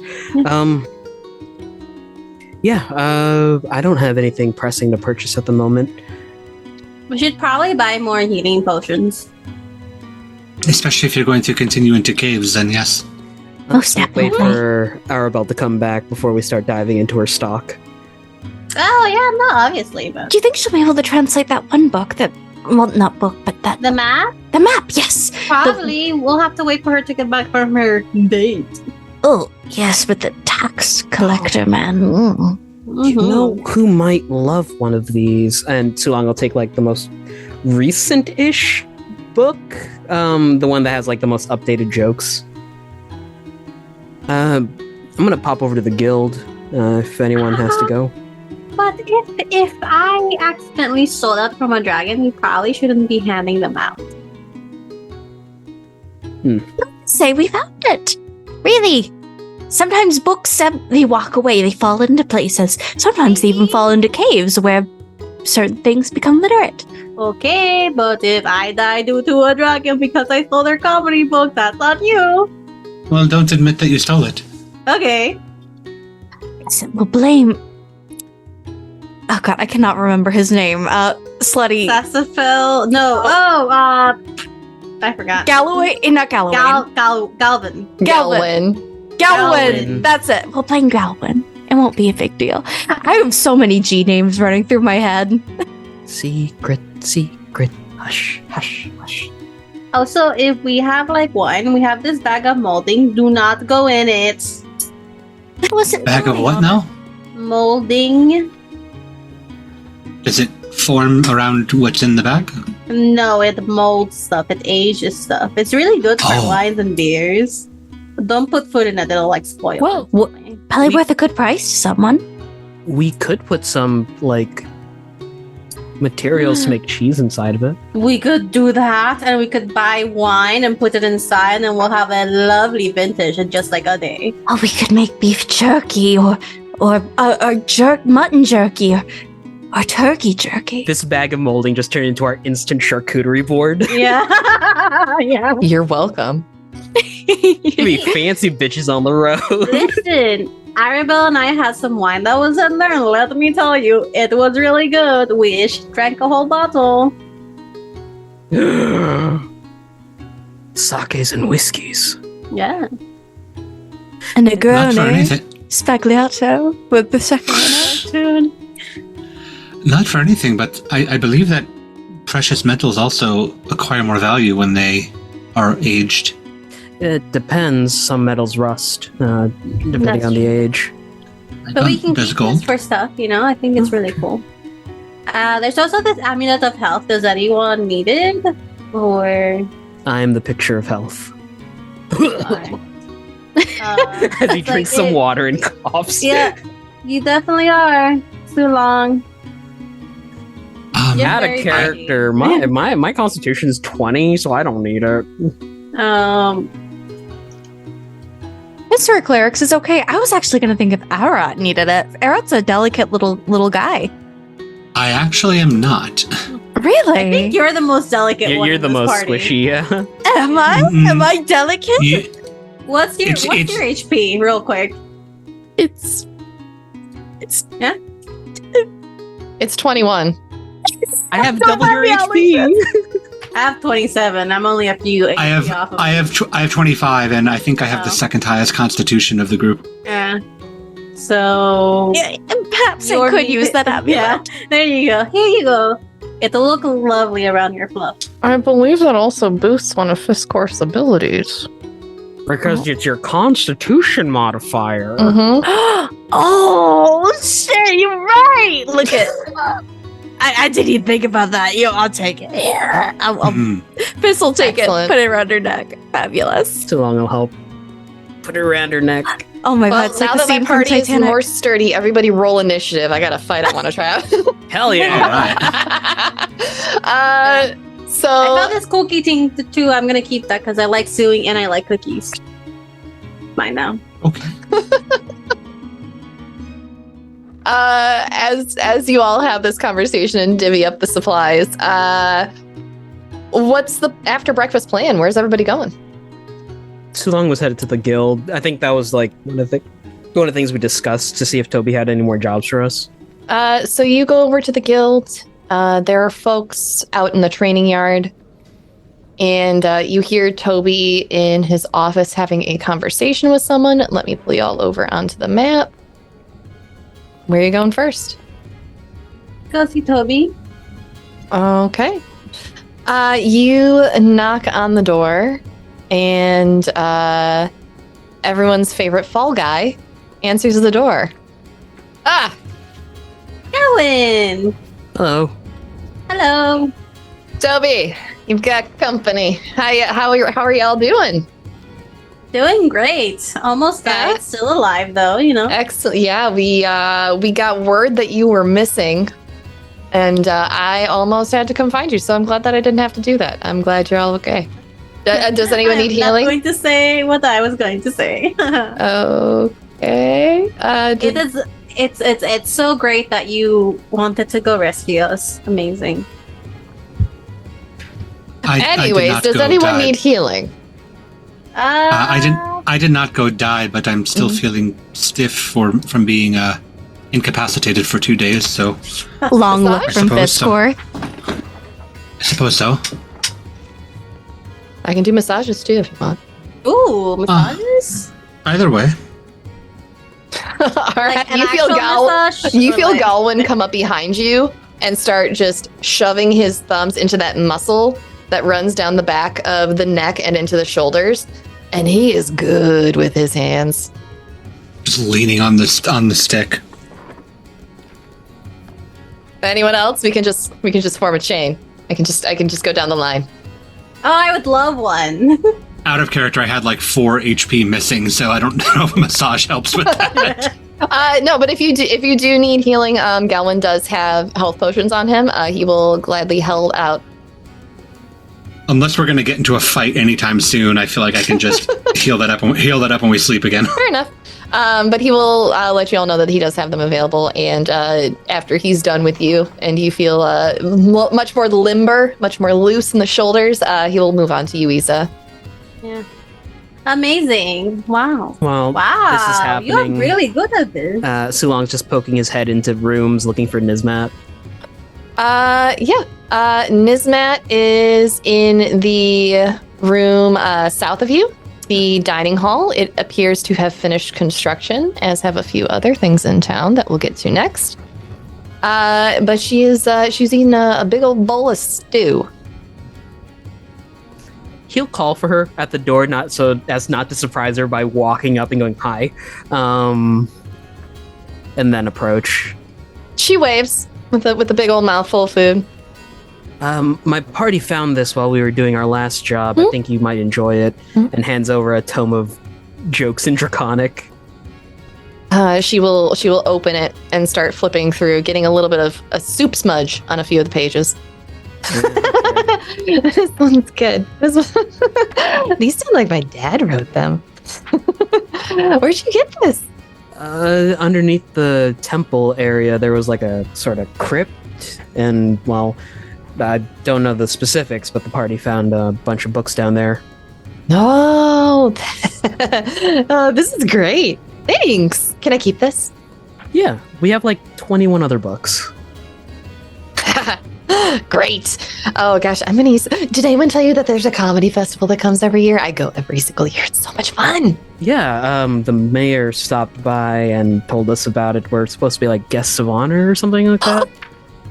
That's so sweet. Insight check.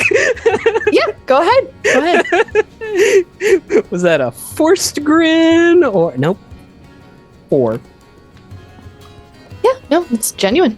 Oh, well, that's good of him to give us a spot to just hang out.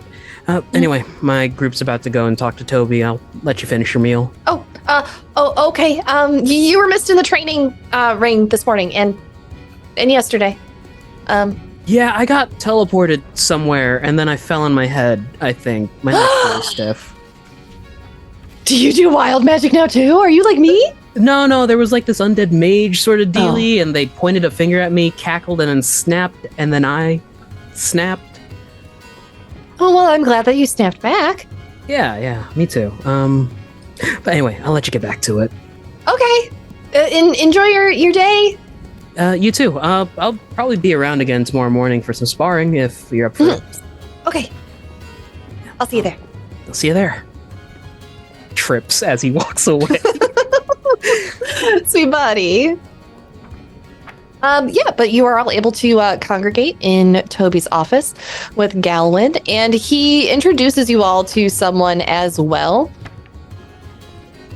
A elven woman who looks strikingly similar to the gentleman you met this morning, dressed in a gown that is equally as fine as his was, with a little less gilding and a little less gold on it. And with long red hair and fair skin, and she is introduced to you as Ellison Hitoris, Zasaphel's sister. Hi, we met your brother this morning. Oh, my apologies. Oh, it's this I kind of like her. relationship. Okay, yeah. I like her. This is struck. Toby, if there's nothing else you need from me, if you have any questions on the plan for the festival, just let me know. I'll be happy to make any arrangements that need to be arranged. And she will give a nod to you all and leave a set of blueprints on Toby's desk and head out into the hall. Bye. Goodbye. It was a pleasure meeting you all. You too. Yuiza, she's so lovely. How could they be related? I don't know. It's like, all the loveliness went to one person and the other one was like, And she doesn't even collect taxes. well, you never know. I'm sorry, you said what about taxes? And Galwin is now just getting really into that back rub. Oh, wow. Hits a knot just in just the right spot where it's painful for like a hot minute, but then it releases and you start turning into jello a little bit. I forgot what I was going to say. Sorry. I tend to have that effect on people. Not in a creepy way, but just Don't worry, if you were turning creepy, I would you would not have hands right now. It's true. Noted. And Toby will speak up. Yes. Galwin.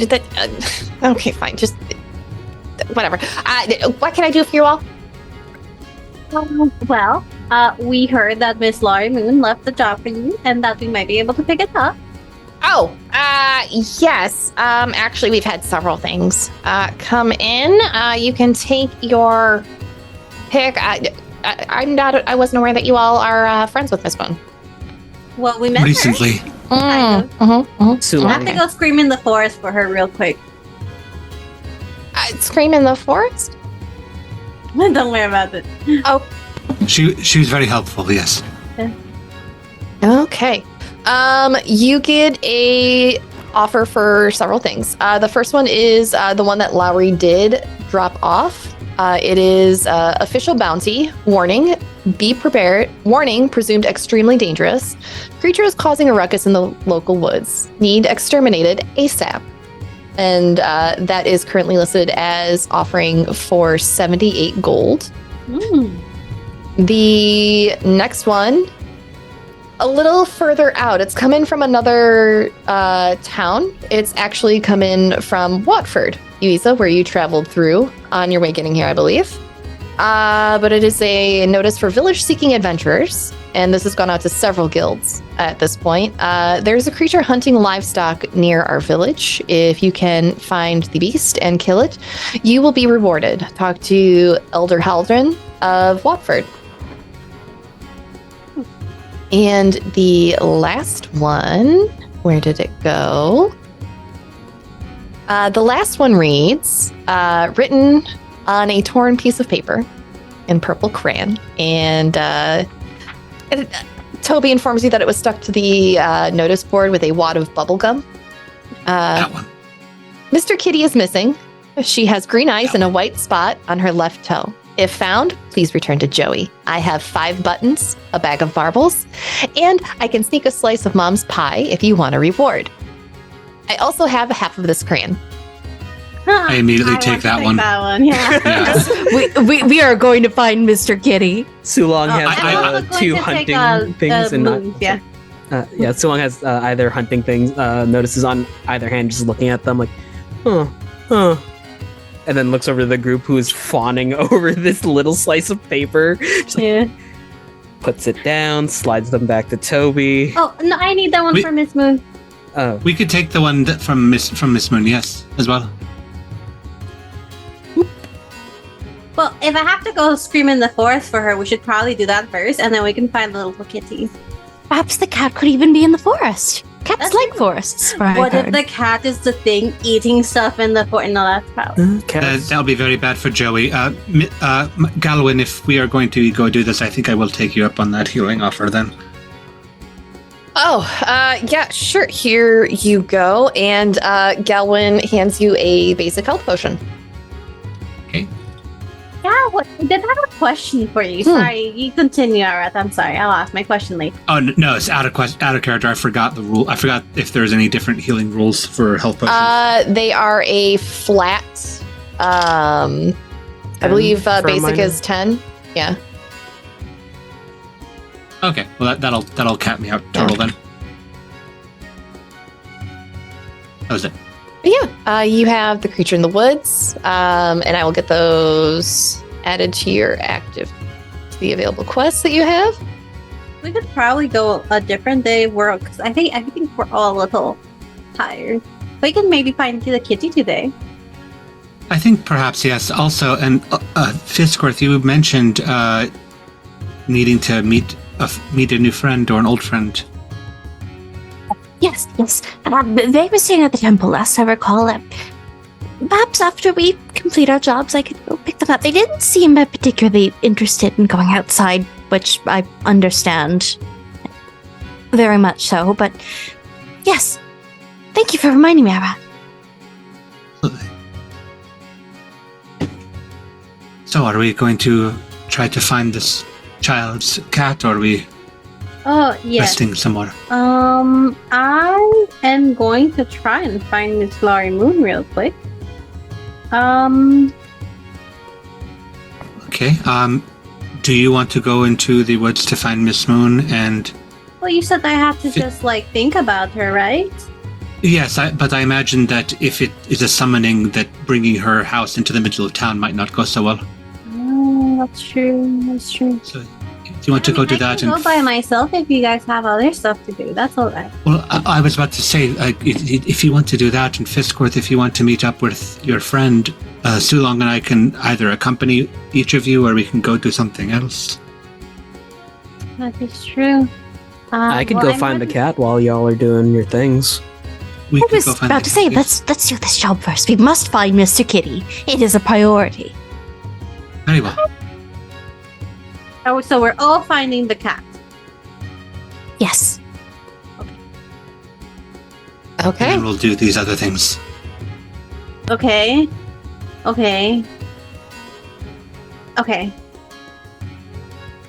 And I'll turn to Toby and just go, do you know possibly where this child lives? We could start searching around that area. If it's who I think it is, if you head out of town, and you go, let's see, you take the first turn off down one of the dirt paths out to the farms. His family runs I think it's the alpaca farm. Yeah, alpaca farm. Little Joey. Yeah, you can find him out there probably, or at least one of his parents. Very well. I simply thought that perhaps the cat would be more so in that area than around town.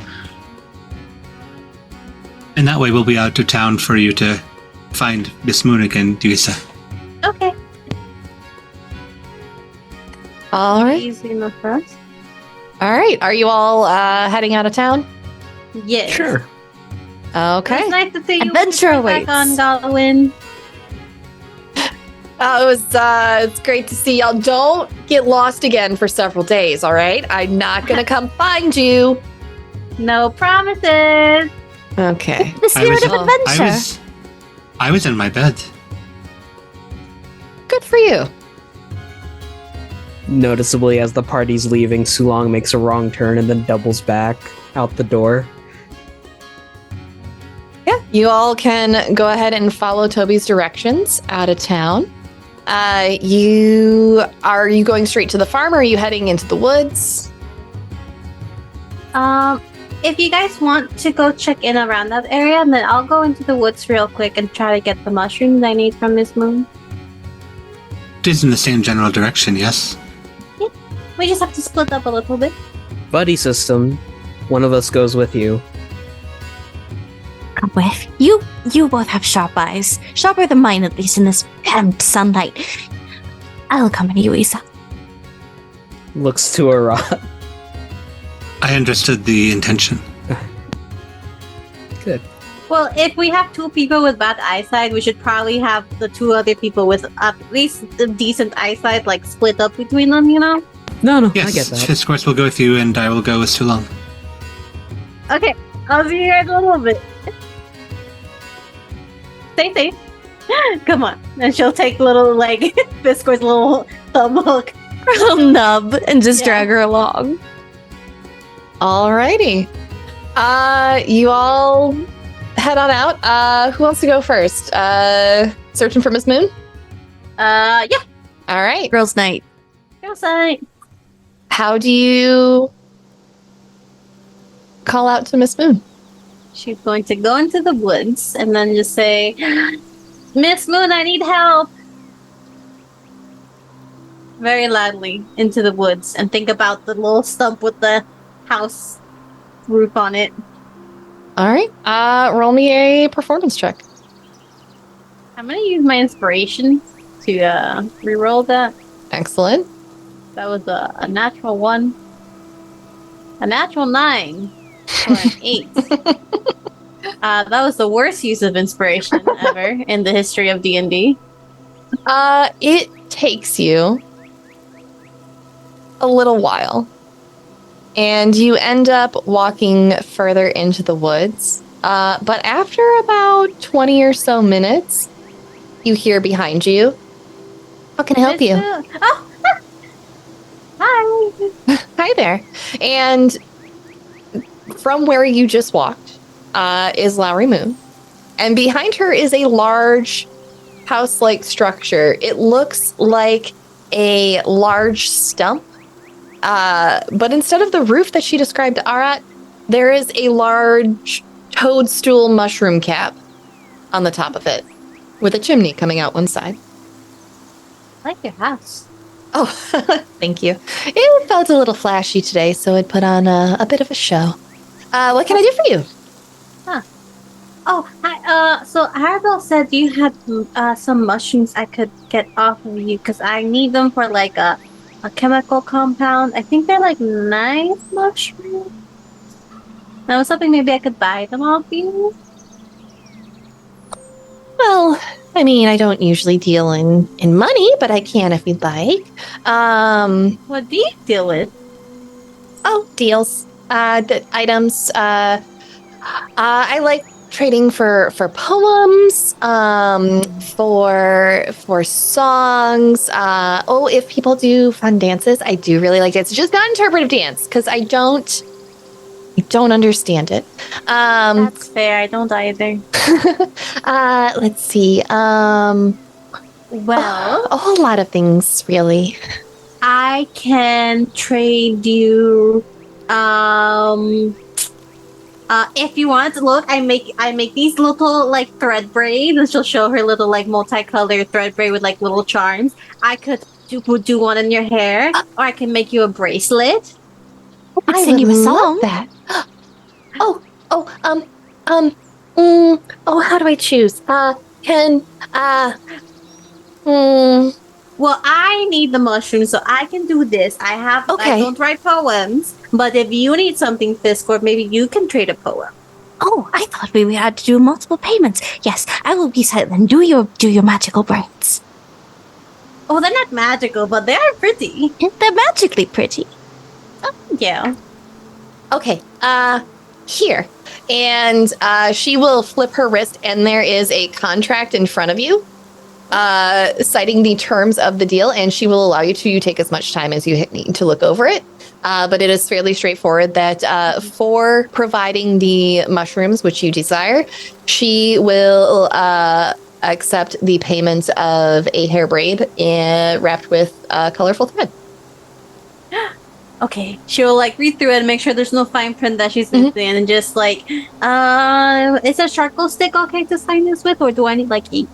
Oh, here you go. And she snaps her fingers, and there is a large ostrich feather quill that pops right out in front of you.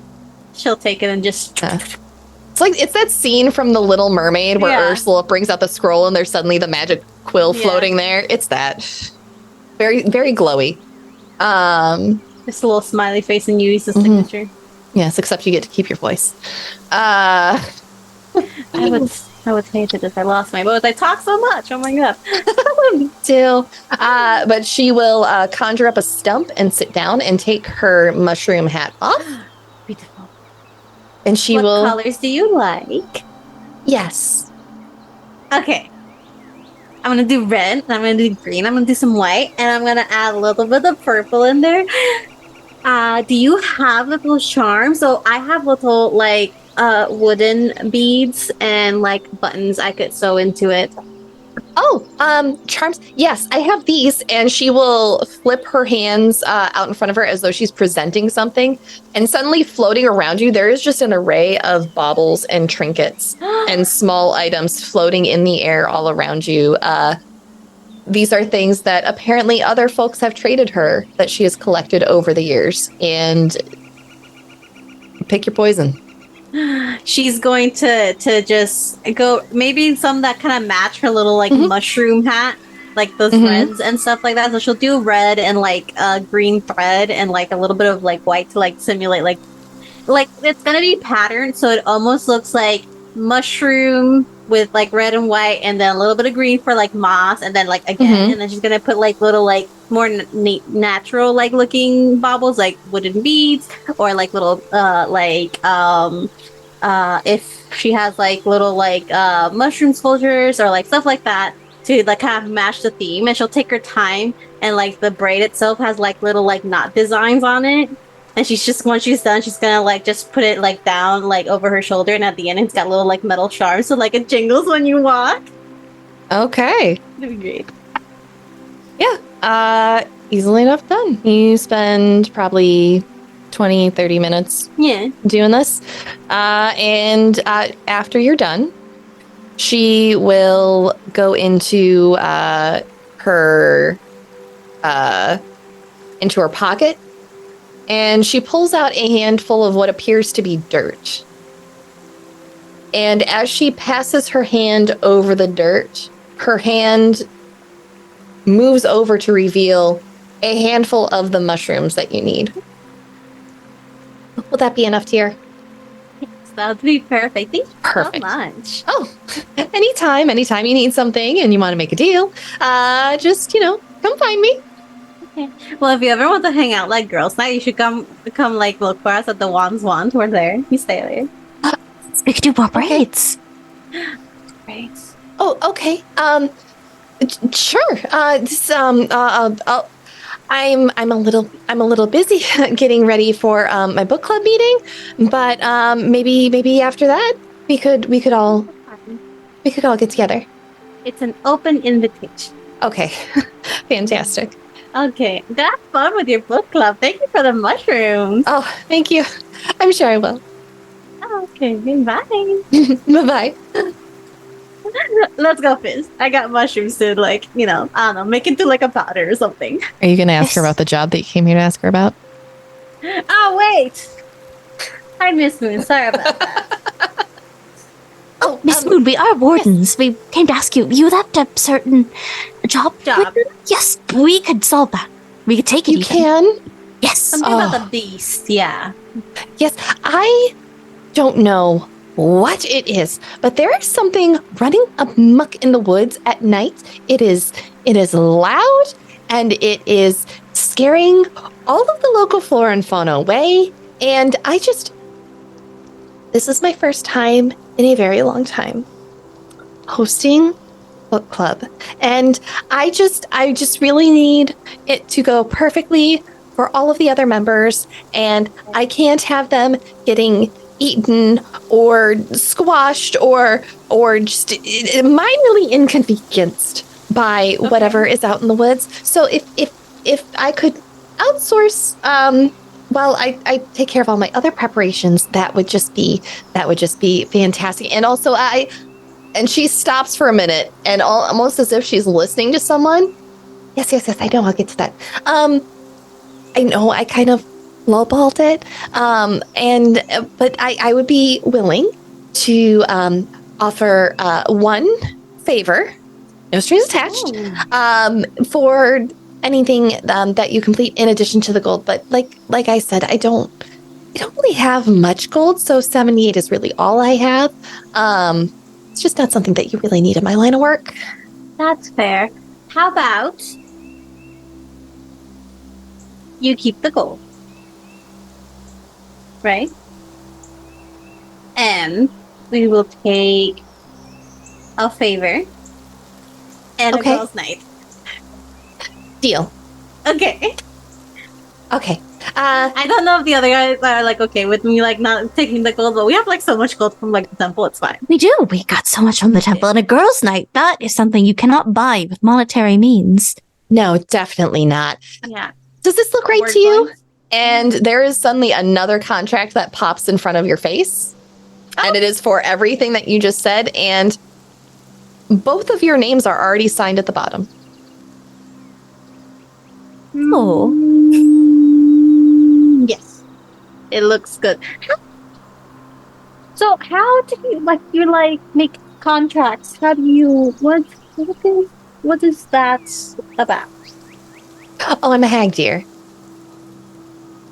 Have I heard about hags? Roll history. I'll also roll history. Let's see Go if I for it. studied hags. I'm gonna roll physically because My horde natural 20 sense from is my hype tingling. goblin dice. Nice. 16. We both rolled well. Hell yeah, hell yeah. Yeah, you both have heard of hags. However, the stories that are commonly spread about hags are given with warning that they are creatures not to be dealt with. That they are always going to try and get the better of you. That they are there to deceive, as is in their fey nature, and that they are best to be avoided at all costs. And there's usually talk of their looks being less than pleasant. But from everything that you see of Lowry Moon, she looks like a normal human who just happens to be wearing a mushroom hat. So there's a bit of a disconnect between what you know of hags and what is standing in front of you. So polite. Heard so many stories about hags, but you don't fit any of them. Oh, you haven't tried to eat our souls or eat children that I've seen. No, that's not in my dietary requirements. Also, you know how when they write about stories, how negative things tend to garner more attraction than positive things. Yes, Well, sensationalism is the enemy of the proletariat. Yes, but there's a lot of misinformation, and my book club and I we're a little bit different than the stories you may have heard. Your book clubs are like hags too? Yes. Wow, you're like super cool. Oh, thank you. Do you mind if like later on I ask you like a few questions just out? Oh, sure. You're not interested in joining book club, are you? What? Interested in joining book club? We could bring books. We have so many of them, Yuiza. You could. And the transformation from just average person to hag is very, very painless, I promise. I went through it myself. Well, technically I died, and then I went through it. It was painful. And there was also a little emotional trauma. But the actual process itself is not all that painless. Or painful. Sorry. We'll have to think on that for a bit. But, yes, Beast in the Woods Book Club Girls' Night. Yes. All right. Okay. I'll talk to you about it later. Do you actually read books at book club though? Oh, yes, I started that. It was just a euphemism, but then when I joined on and I actually showed up with some romance novels as a suggestion, they decided to humor me eventually once I became a full-fledged member. Okay. Okay.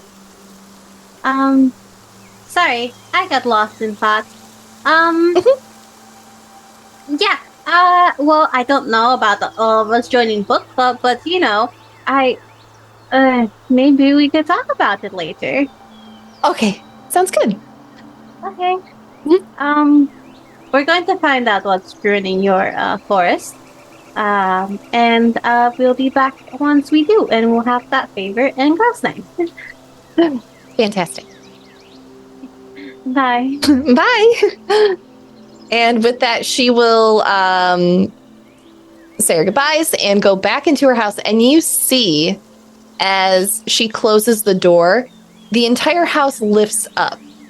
And there are thousands of feet beneath the house. No feet on Twitch. And the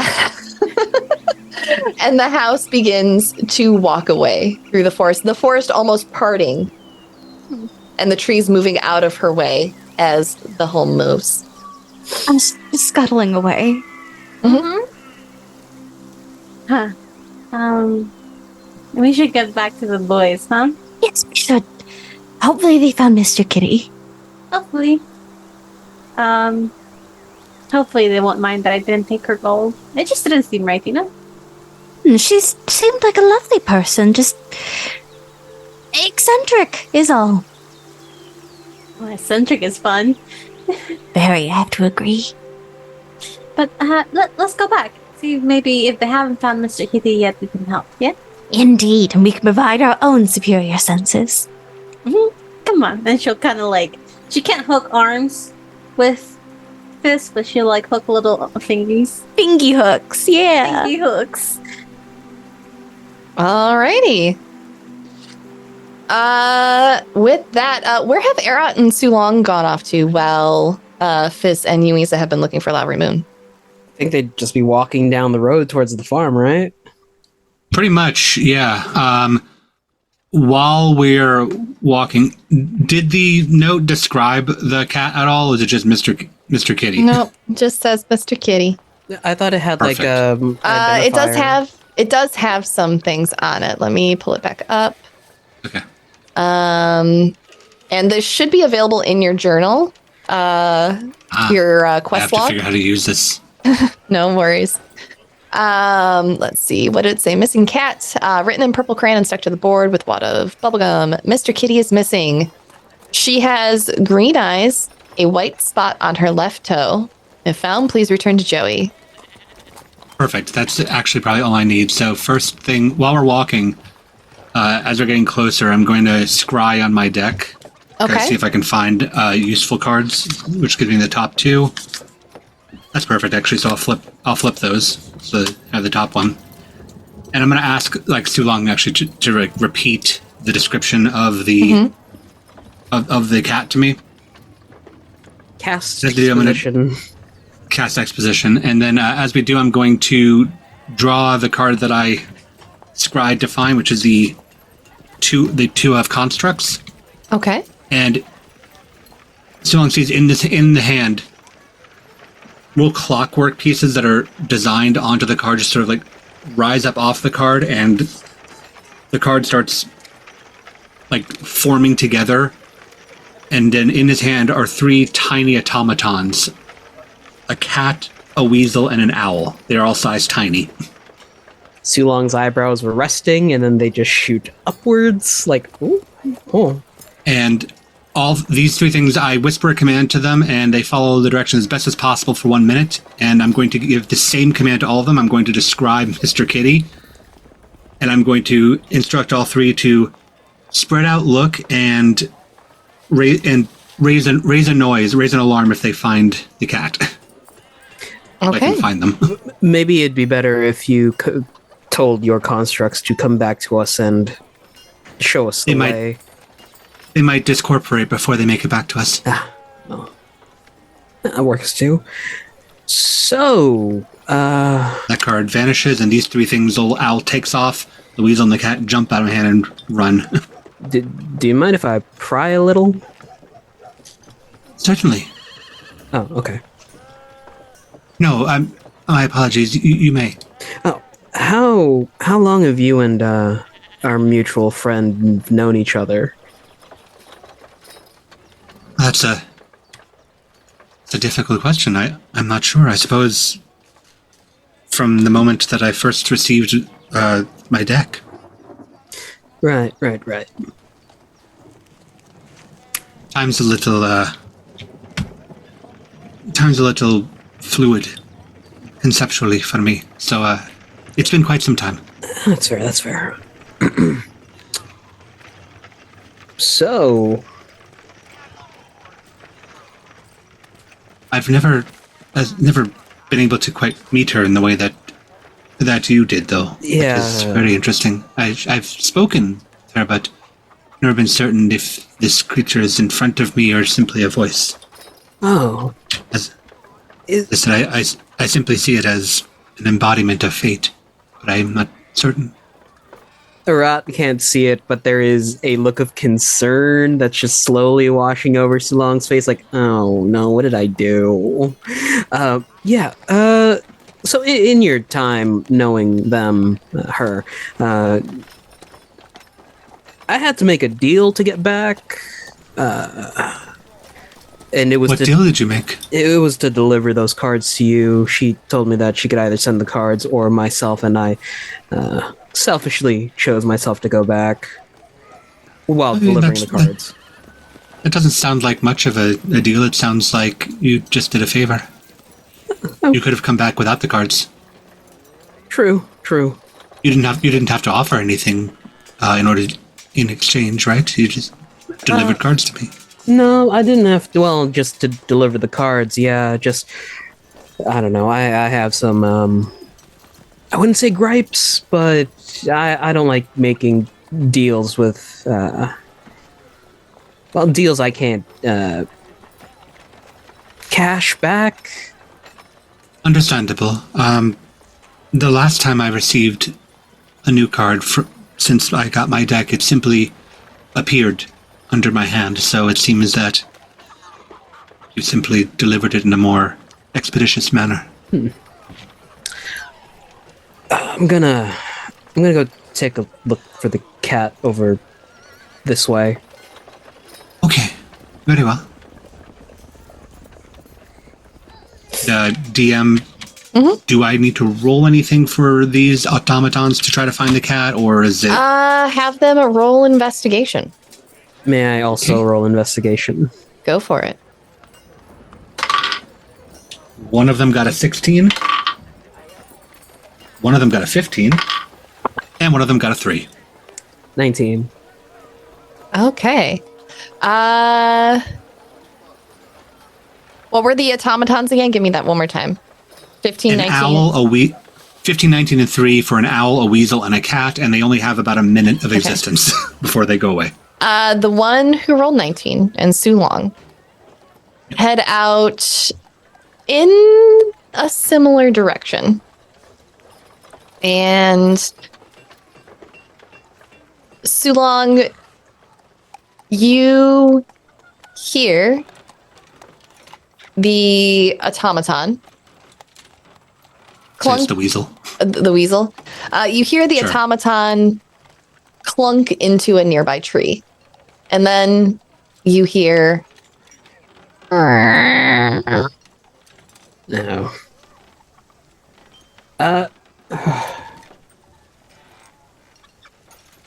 Does it set off the alarm? Mhm. Or... Okay. So this thing, it sounds like an alarm clock at this point, and... Sulong is gonna walk over to the weasel, just grab it by the body and bop it on the head. Bop. It immediately discorporates, because that is the entire task, and like about 30 seconds later I'll show up. I think I killed your thing. It didn't have much time. Did you find it? Yeah, it's up in a tree that's 1, 2, 3, 4, 5 paces ahead of you. Oh, very good. And we'll say about this time is when Fisscourth and Yuiza make it back to where you all were. You can all rejoin. Oh, there you all are. Have you found Mr. Kitty yet? Sulong just points upwards. Yeah. Yeah, both of us just point straight up. Looking up, what does Fisscourth see? You see a very large oak tree. There's vague cat sounds coming from above y'all. Arat, I need your shoulders. Come here. I couldn't. Okay, and I'll just walk over. This is just going to scramble on top of Arat.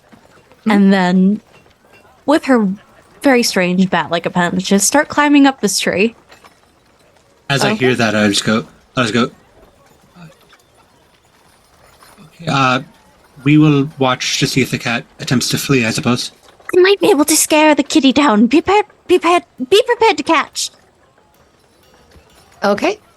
You make it about halfway up, and you see the cat on a branch up above you. How do you try to corral this cat? Hello, Mr. Kitty. Well, you must return home. Otherwise, I'm going to eat you. And Fiss immediately just bares her teeth, trying to make this thing jump off the branch. Roll intimidation? Oh boy. I sure hope I don't get beat up by a cat. If we don't, we will. Well, if you were level 1, you'd probably die to the cat. 8. Well, the cat rolled a 15. Oh my god. So, however, it is a cat. So it just looks at you in the way that cats look at anything that they think is beneath them, and its tail flicks back and forth with attitude. Attitude. but it does Down not below, appear to let's move. go. Down below, let's go. How's it going? Poorly. The diplomacy is not working. All right, it appears I must use force, Mr. Kitty. I apologize. And Fist will begin to climb up to reach this cat instead. Okay. Okay, can you try something first before it like claws at you?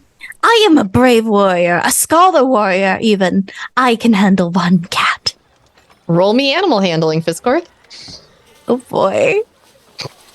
Oh, actually quite a bit in this. And yet I still roll low. That's a 13. Does the cat like Fisscourth? Okay. It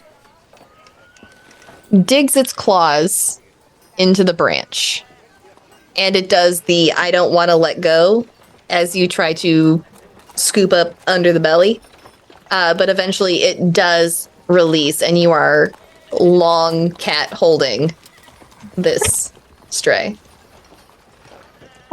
I've apprehended Mr. Kitty. I'm going to drop him. Be prepared to catch. Oh, Oh dear. don't drop him.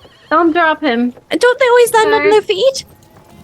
Yeah, but they're going to get scared And run. and run. That's true. I can't fly while I'm holding the... Actually, wait. Fist is going to... like she was carried as a baby. Pick up the cat in her mouth by the scruff of its neck and glide down. That works.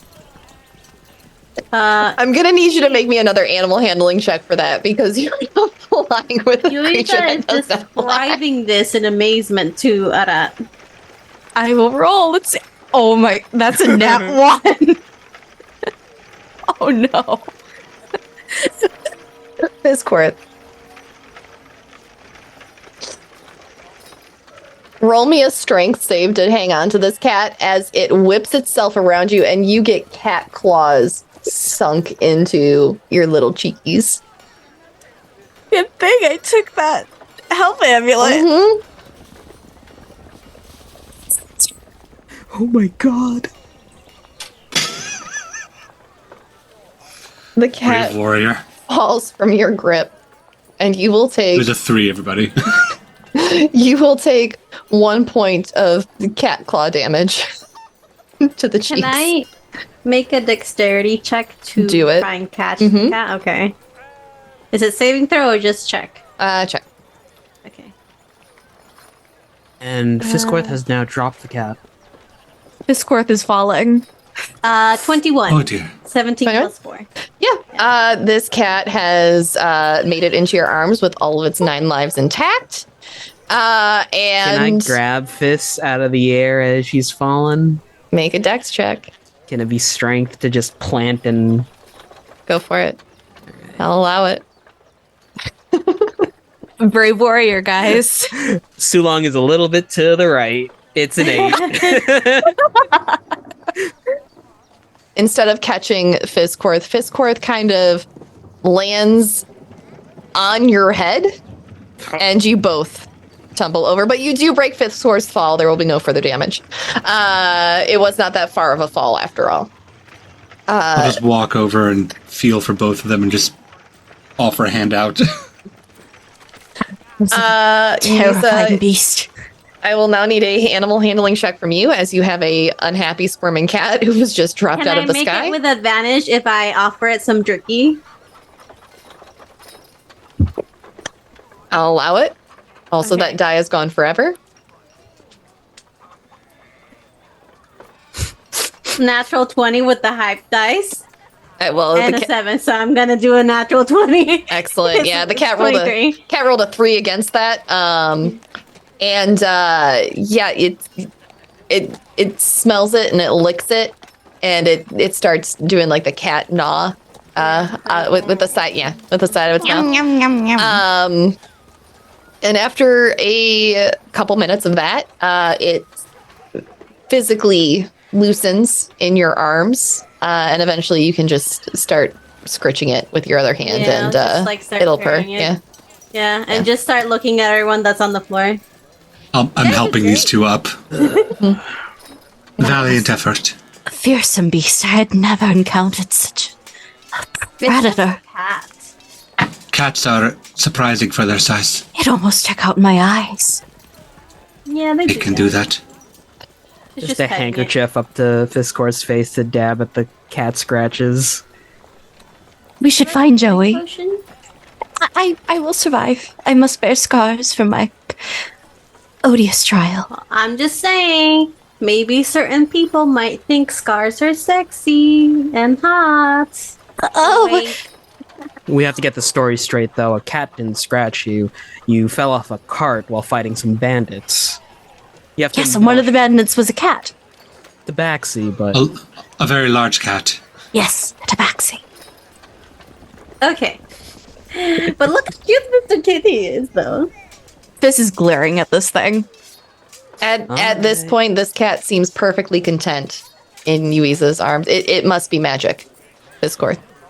How could this demon creature like This anybody? devil, this creature from the bowels of a devil's realm. I'm just saying this. How would you feel if a stranger came up to you while you were resting and tried to put you in its mouth? I'm just saying. That is how my mother's carried me from a young age. That cat should have been honored to have been treated with such tenderness. Not everyone is, accustomed to certain cultural situations. I suppose It didn't know you, and you didn't know it. So, will have to study Cats are cat very culture picky. further. remember, It- kids, if you ever have the need to bite anyone, ask for permission first. Consent is key. Consent is key. yeah. This is true. Absolutely. So are we heading off to find Joey? Yeah. Let's go find Yes. Joey on the alpaca farm. You can continue back on down the road, and you do eventually come to a large alpaca farm. There is a furbolg woman with long purple hair tied up into a long braid running down her back, wearing a green dress. She's out petting several of the animals that are in the pen. They're trying to get at a bucket that is in her hands currently. Excuse me, we're looking for Joey. I'm sorry, you're looking for who, honey? Sorry, Joey? Karen, you will get your food when I give it to you. You stop it. You stop it right now. I'm sorry. You're looking for my son? We had a request to find a cat. We found Mr. Kitty. Point. Oh, that damn cat. Joey, get out here. What'd you do? And she calls for Joey. And you see a little furbolg boy with dark brown hair and ears that flop straight down the sides of his face. He's all of 6 years old. Yes, Mama? Did you lose your cat again? What did I tell you about keeping track of that thing? You're gonna be in charge of this farm one day. You gotta keep track of that cat. It builds responsibility. Oh, no. Sorry, Mama. Did you find Mr. Kitty? Yes, we saw your We did. advertisement. Mr. Kitty! Yuiza will kind of kneel down and hand over the cat and says, if you put a little collar with a bell around them, you'll know where they are. That's super smart. I'm You will gonna, learn. I'm gonna take my allowance to the general store. Wait a minute. And if you let me, I'm gonna look through my baubles and get that a little bell. I'll allow And it. she'll kind of tie like a little leather cord to it and like just cut it and just here you go. Thanks, lady. You're welcome. And he reaches into his pocket and pulls out your payment, and he offers you 5 buttons and a bag with 4 marbles in it. I'm going to put my hand on top of his hand before anybody can reach for it and just go, I think perhaps you should keep this to play with Mr. Kitty. Are you sure? I can go Absolutely. get marbles. Mama made pie. I can go get you a slice of pie. That I would leave up to my friends, but But- these are yours. I did make some pies this morning. If you all would like, I can get you a slice of pie each. I would love that, actually. I like seeing things. Worthy reward for battling such a beast, and Fiss is she's shooting daggers at this thing with her eyes. Fiss and the mom Neil. kind of have the same vibe about this cat. Mm-hmm. Oh We're yeah. both like, fuck this And- cat. And kneel in front of Joey and just ask him like, "Have you had your cat very long?" Uh-huh. I've had my cat since I went to go visit my grandma, but then grandma had a lot of cats and grandma couldn't keep all the cats, so I got to get Mr. Kitty, and she's the best cat in the whole wide world. And one day we're gonna go on adventures together. Do you like ice cream? Ice cream I do. is so good. Yeah. I do, and like very subtly, unbuttoning this, just gonna put my hand on Joey's shoulders. But tell me what adventures you will take with your cat. Joey babbles on about all of the cool things that he's read in his adventure book for children that he wants to go do. It talks about monsters and treasures and pirates and going off and seeing things that are far different from this little rural farm that he has known his whole life. And since Fisscourth is the one that knows this, like she can probably tell, like during this, Arat is practically radiating. But nothing bad is happening to Joey, I might add. It's like a shared experience at this point. Yeah. He'll tell you about all of that, and Joey's mom will direct him to show you all to the front porch. And he will help mom bring you out slices of pie, and he carries the tray full of lemonade, a little bit wobbly, with Mr. Kitty close on his heels. And you all get to spend some time sitting on the front porch of this little farmhouse, eating your pie and drinking your lemonade after a job well done. And with that being said, we are nearly at time, so I think that's a good place to call it for tonight on this fun little cat wrangling adventure. Thank you everyone so much for joining.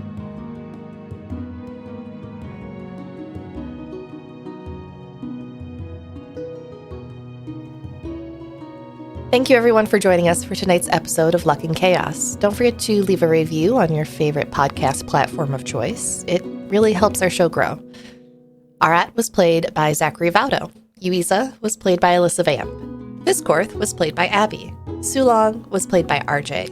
And your GM and producer today was Sarah Roberts. The Luck and Chaos theme, A Twist of Fate, was composed by Sneakernet. Download it now on Bandcamp. Link in the show notes below. Check out our show notes for cast info and links to the third-party content featured in this game. If you'd like to join us for our Patreon-only after show, visit us on patreon.com/thehypegoblin. This show and others like it are made possible by the generous support from our patrons.